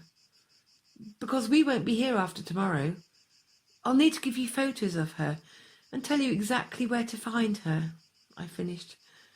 And Louisa nodded again.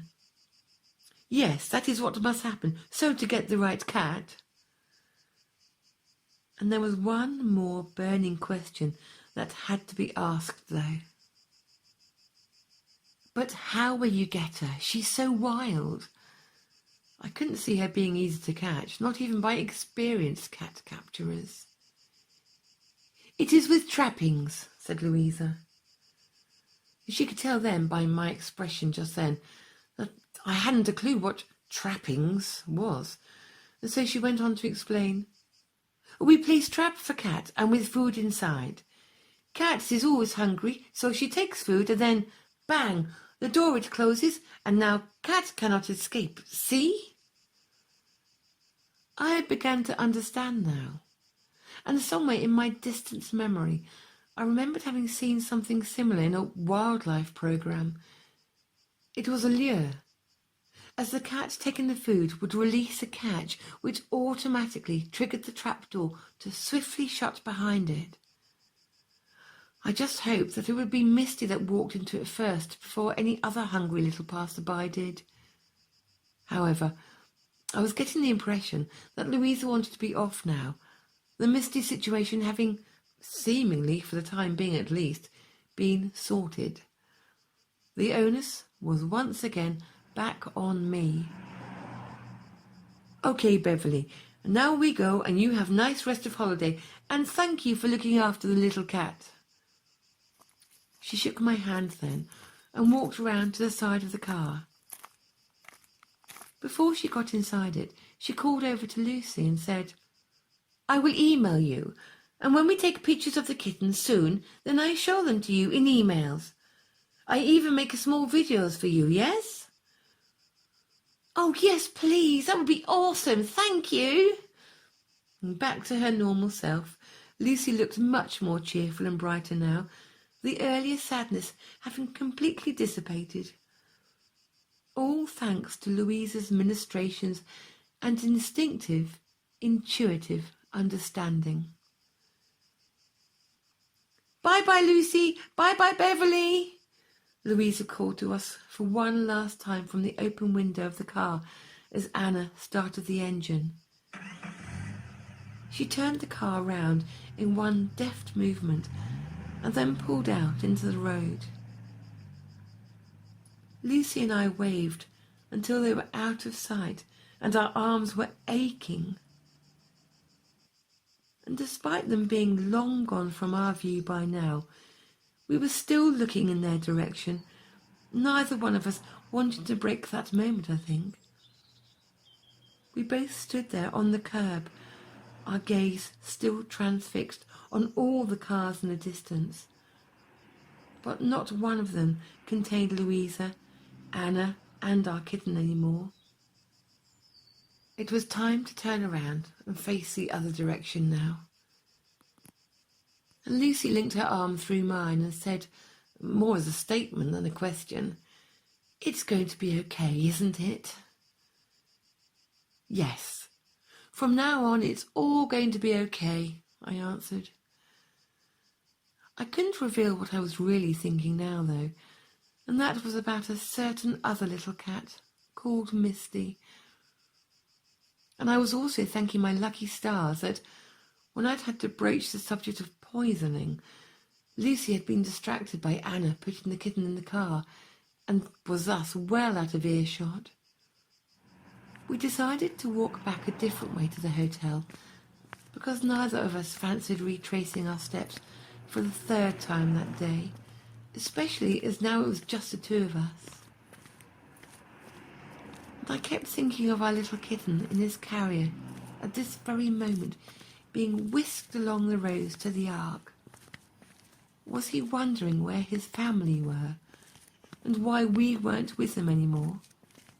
It would have been so handy now, more than ever, if we could talk to the animals and let them know why us humans have to do certain things to ensure their happy ever afters, even when it means a temporary disruption to their, up until now, fairly peaceful ones.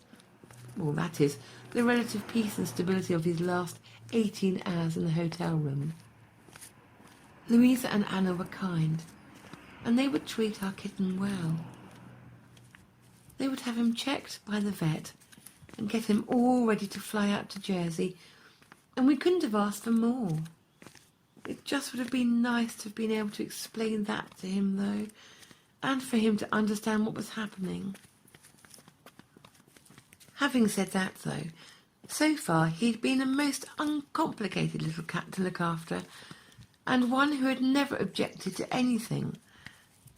And so there was no reason to assume that he would change his mindset now. He would be fine. But it still didn't alter the fact that we both felt a bit dismal and quiet without him, though. And seeing as he had been the focal point of our holiday since we had arrived, really, then this was no wonder. But now it was Misty's turn, and I hoped that we would be just as successful with her as we had been with him. Our efforts would now be fully concentrated on another needy little cat.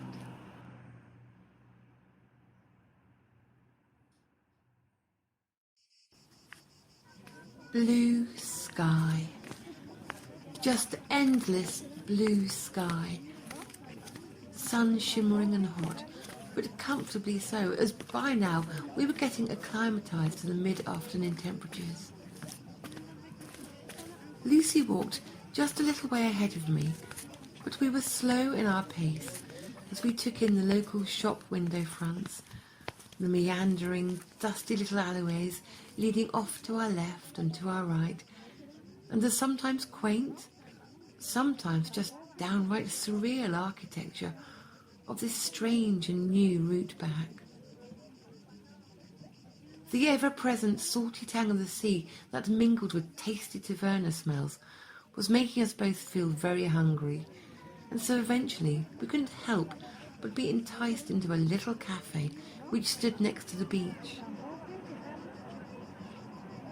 Sitting down at one of the tables with its gaily coloured pink and green striped parasol, we were able to take stock of a lovely view of the sea and the even lovelier menu.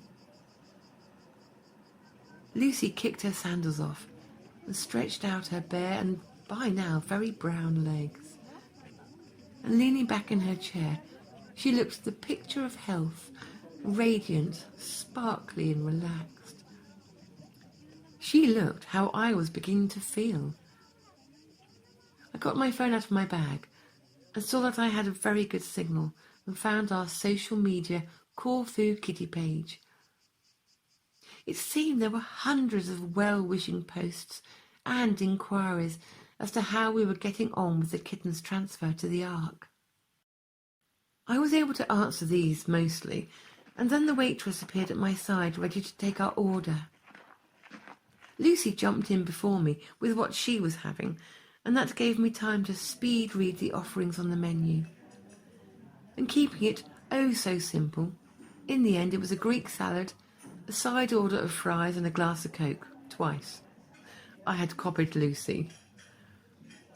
A lovely healthy salad, and as we'd walked the long way back through Mozongi, thus burning off enough calories to allow me the fries, I felt fully vindicated in my choice.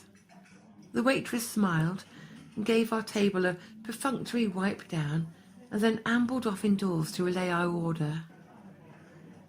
I got the impression that the cafe was on a somewhat go slow, but that suited me admirably today, as I wanted to try and think of a solution for Misty without any interruptions by our meal arriving too soon. I reminded myself that although our holiday was drawing to a close, that didn't necessarily mean all hope was lost in terms of finding Misty a home. And bearing in mind the kitten would be spending several weeks yet at the Ark, then time would still be on our side before the serious business of transport had to be arranged for his, and possibly a second cat in Misty's, flight home to Jersey. While we waited for the kitten's passport and vet checks to be done, then maybe during that time someone might come forward in offering her a home. And especially if I was to really put my all into campaigning for her cause when we got back to the UK.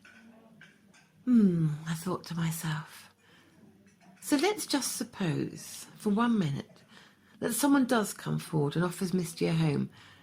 So then what do we do? Well, we'd have to enlist the help of the Ark again, of course.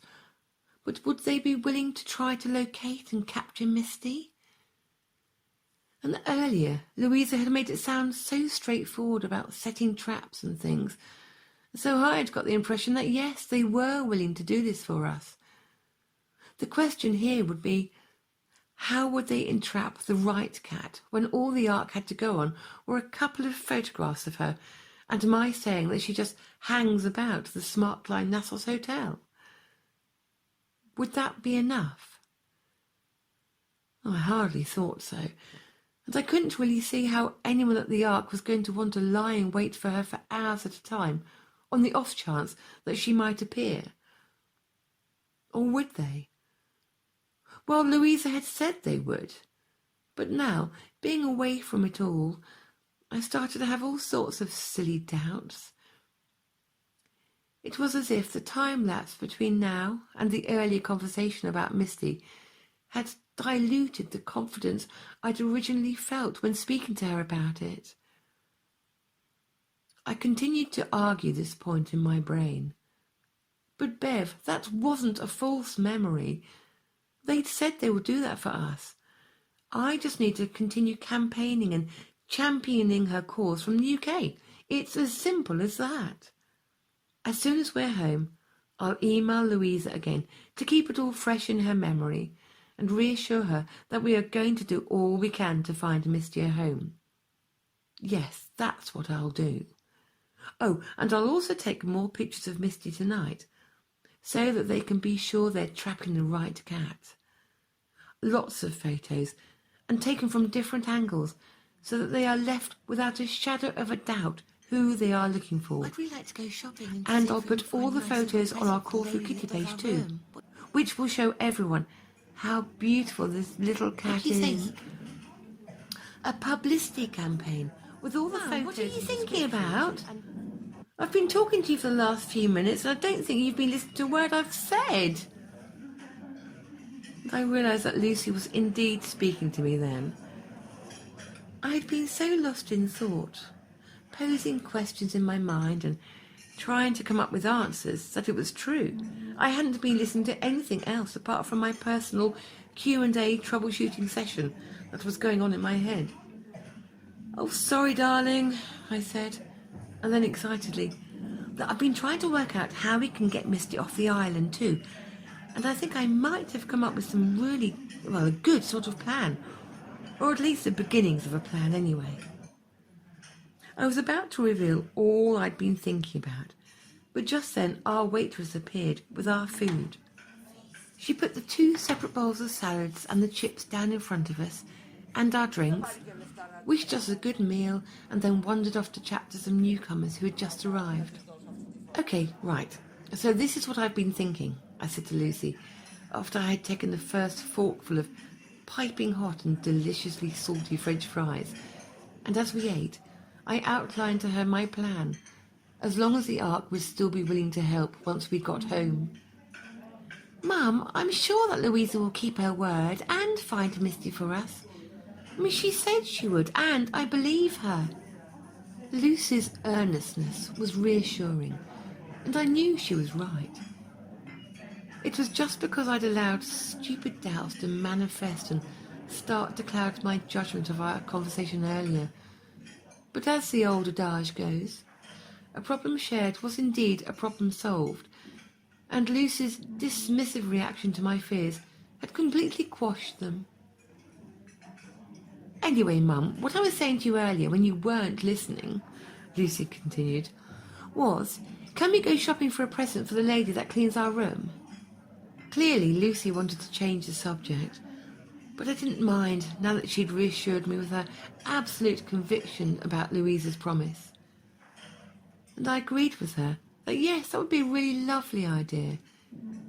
Our little lady had been so kind and always made our room look spotless while we were out gallivanting. It would be nice to give her something back. Okay, well, let me go and pay for lunch and then we'll take a wander up to the shops, I told her, and leaving Lucy at the table to gather up our bags, I went into the relative gloom of the cafe and settled our bill. Walking back out into the broiling, shimmering afternoon felt quite luxurious. I could handle the heat now, and thought how typical that was, with only a few more hours left to enjoy it. We'd soon have to get used to Glasgow weather again, and after all this wall-to-wall sunshine, I wasn't sure if I ever would. Out of sheer curiosity, every now and again, I'd had a look to see what the weather at home was doing. And suffice to say, it had crept up a degree or so since we'd left, and was apparently in the midst of enjoying a positively balmy 12°C. No change there, then. As we ambled back along the streets, we window shopped on the lookout for anything that would make a nice present for our cleaning lady. There were plenty of shops selling trinkets and postcards, playing cards with cats on, playing cards with women with nothing on, boxes made out of shells, lilos, and try as we might, we couldn't find anything remotely suitable. And so in the end we decided to see if the supermarket would prove a bit more fruitful. It feels strange being in here not buying cat food, Lucy remarked as we browsed the shelves of the sweets aisle. Oh, doesn't it just, I agreed, taking down a prettily packaged box of chocolates and placing it in the handbasket. Lucy popped a carton of Turkish Delight in too. She glanced up at me, grinning. Pudding, she told me as she turned and made her way towards the next aisle, which housed the wine and the lager.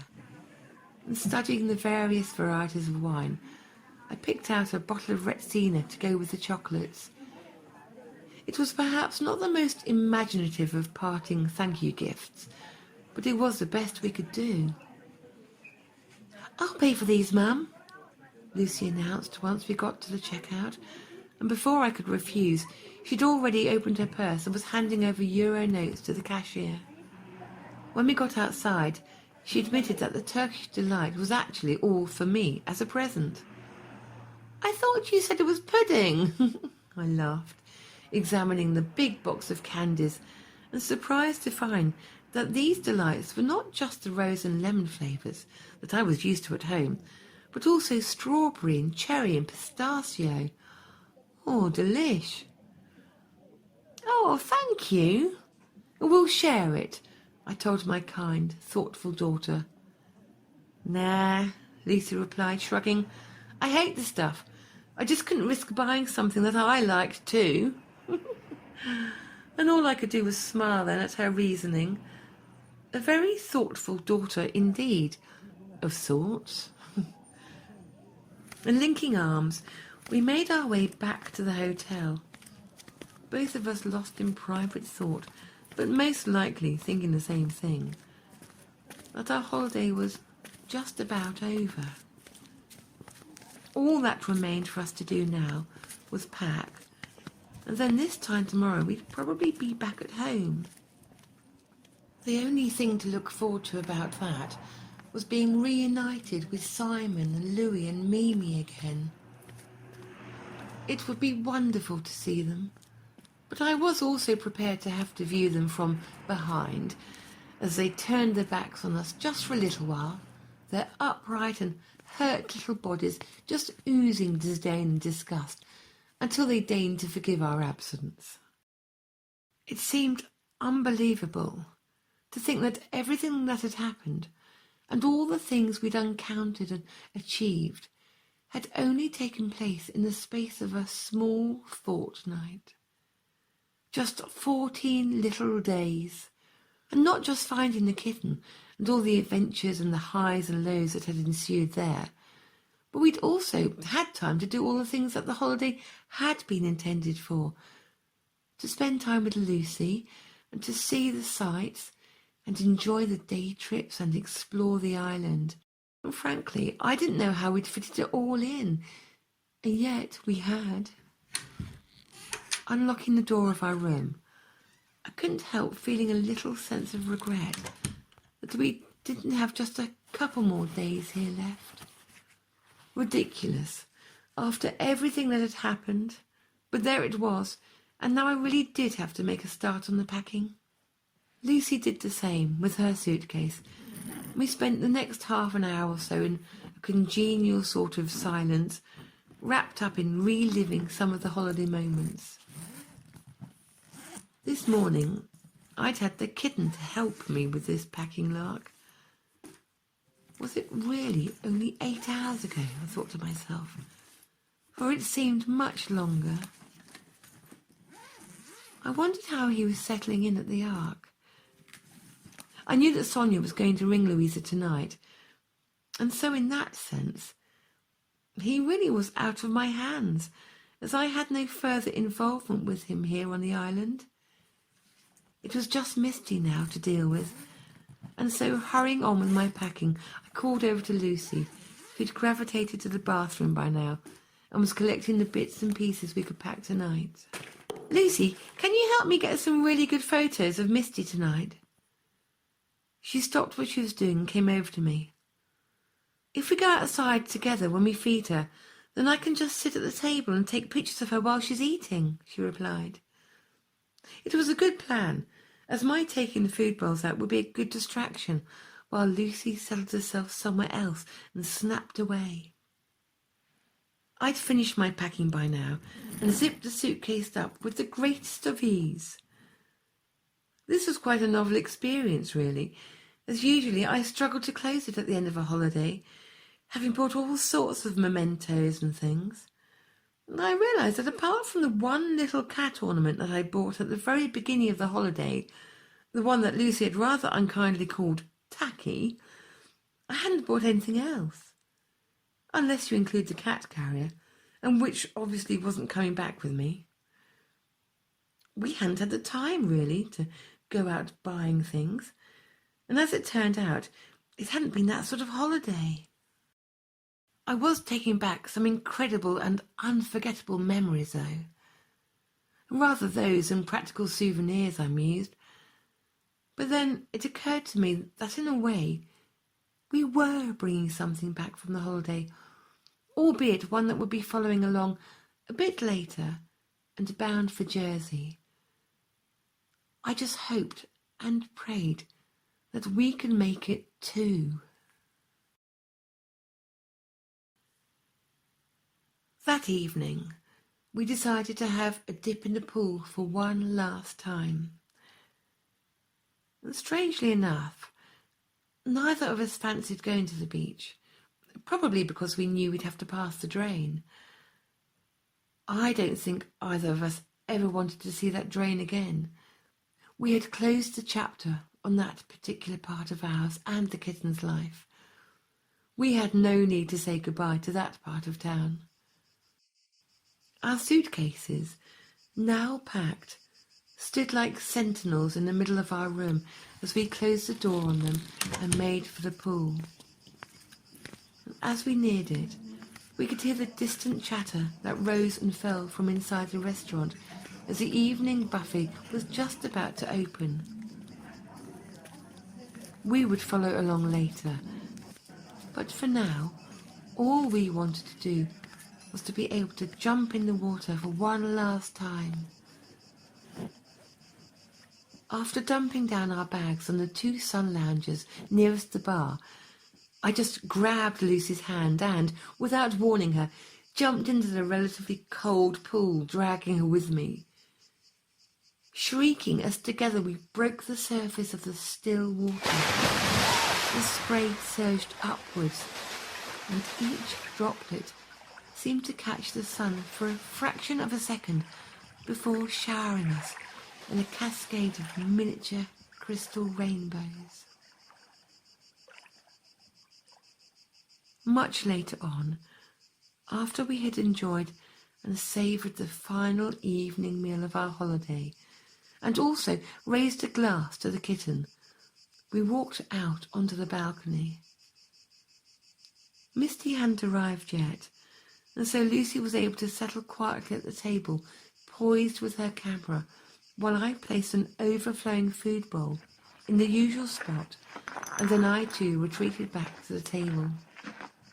We didn't have long to wait, as all of a sudden up jumped Misty onto the wall, and, spying her bowls all ready and waiting for her, trotted over to them and started tucking into her supper.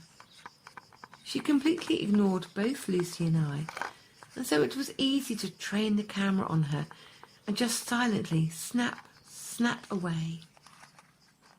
Every angle was covered as Misty took her time licking her food dish clean, circling it one way and then the other so that she could clean up every single morsel.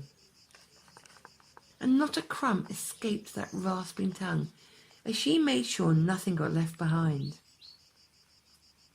Tonight, she didn't appear to be in any hurry to move on after her supper, as she sat quietly in the corner with her back to us to start her washing routine. I don't think she wants to leave us tonight, I whispered to Lucy, who still had her camera trained on her. It was so quiet and still and peaceful out here now, and all I could hear was my own steady breathing. We were drinking in the moment, and although we were both painfully aware, of course, that this was our last evening with Misty, we were also quite content in that our plan to capture Misty in so many photos was going according to plan. It was a satisfying feeling, knowing that we were doing as much as we could for this little lady, and as we sat on, the minutes ticking by, Misty was lost in her own reveries of her delicate toilette. She seemed to be quite oblivious to our sitting there and staring at her, until at last, having completed her washing routine, but still with her back to us, looked over her shoulder. That inscrutable gaze of hers. What was she thinking? Did her sixth sense tell her that tonight, things were a little different for all of us? Had she decided to grace us with her prolonged presence, to mark the solemn occasion of our final goodbyes and imminent departure from her life forever? Fanciful, maybe, but she made no sign of leaving, and so there, the three of us, just sat in the gathering dusk of our last Corfu night together. Eventually, of course, Misty tired of our company. She got up and gave a little flick of her tail and popped back over the wall into the night.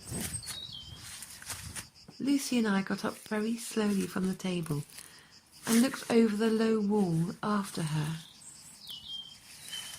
We could hear her stalking through the tall, dry grasses as they rustled and crackled with her movement, and in the dark I could just make out the tip of her tail as it swayed back and forwards on her casual meander. And then the darkness just swallowed her up, and she was gone, out of our sight. "Goodbye, Misty," I called quietly after her into the night, and I heard Lucy give a deep, big sigh next to me. but she was okay. It was too dark now to read her expression, but as we walked back inside our room and turned the lights on, I could see that she was smiling. Not goodbye, Mum, just good night. And good luck. I felt her optimism just then, and I just knew that everything from now on was going to be all right. We flew out of Corfu in the early afternoon the following day. While we had waited to board the plane, I had experienced a little pang of envy as I watched holidaymakers coming through the arrivals area about to start their holidays. I wondered who amongst them might be staying at the Smartline Nassos Hotel, and who, perhaps, might even find a little tabby and white cat with blue eyes waiting on their balcony tonight, expecting supper. Whoever had our room next, I just hoped that they were animal lovers. And I sat in my seat, just gazing out of the tiny window while we waited for the plane to fill, watching all the activity going on outside against the backdrop of the shimmering horizon. It was cool inside the plane, so cold in fact that actually I was starting to shiver. I'd forgotten what it was like to shiver. Neither of us had been used to such effective air conditioning for a long time, it seemed. Lucy pulled her hoodie over her shoulders, glancing up at me as she did so, and grinned. Her teeth were chattering, such was the contrast between out there and in here. We seemed to sit there stationary on the tarmac for a long time, and I could feel the plane give the odd, imperceptible little movement every now and again, as if it had a mind of its own, alive like a caged winged beast, and full of self-importance. It was impatient to be off. Its rocking motion was making me feel sleepy, until at last the doors were firmly closed and the cabin crew started to make their way slowly up the aisle to do their head count and making sure everyone had their seat belts buckled up. There was a change in engine sound now, as they whined and screamed almost to fever pitch. And then, very slowly, we started to roll over the runway. This great, lumbering beast, which I hadn't unearthly how it could possibly ever get off the ground, let alone fly. But move it certainly could, and faster now, as the scenery beyond the windows started to flash past in a blur. I was waiting for that heavenly feeling of weightlessness, which came sooner than I expected and made me draw a sharp intake of breath. It was like going over Humpback Bridge too fast. It was sensational. I tried to look down at the ground below, but as we were being shot fairly vertically upwards, it was impossible to make out any landmarks yet. Gradually we levelled out, and now I could see the island of Corfu quite clearly as we seemed to hover over it for a while before reaching the coast. I was in a pensive mood, remembering, reliving, revisiting it all in my imagination. And somewhere down there, in all that tumble of gold, of blue and yellow, of white and terracotta and green, is Misty and the kitten. I wonder what they might be doing at that very moment as we soared over their home in this incongruous giant bird. My mind was drifting. I thought of the beautiful island that Corfu really was, apart from the little chinks and the less idyllic side, the cats. But the wildlife was stunning. The food had been incredible, and all our day trips that we'd taken over sea and over land. Oh, Corfu was a magical little place, really. And I thought of the little gifts we'd left out ready for our cleaning lady to find. The wine, and the chocolates, and the note of thanks that I'd written to her. I imagined her opening them and hoped that they would be a lovely surprise for her. And while I was having these thoughts, I realised that the island was suddenly receding, and then all at once we were leaving land and flying out over the sea, the coastline gradually becoming just a pale gash against the blue, a misty cornflower blue, as blue as those eyes. Farewell, you beautiful felines, and be lucky, I mouthed silently to the ever-diminishing island. I turned resolutely away from the window now. No more backward glances or any strange longings to have had just one more day there with Misty and the kitten. We were, at last, homeward bound. I had work to do, and now it would be forwards all the way. This was just the beginning.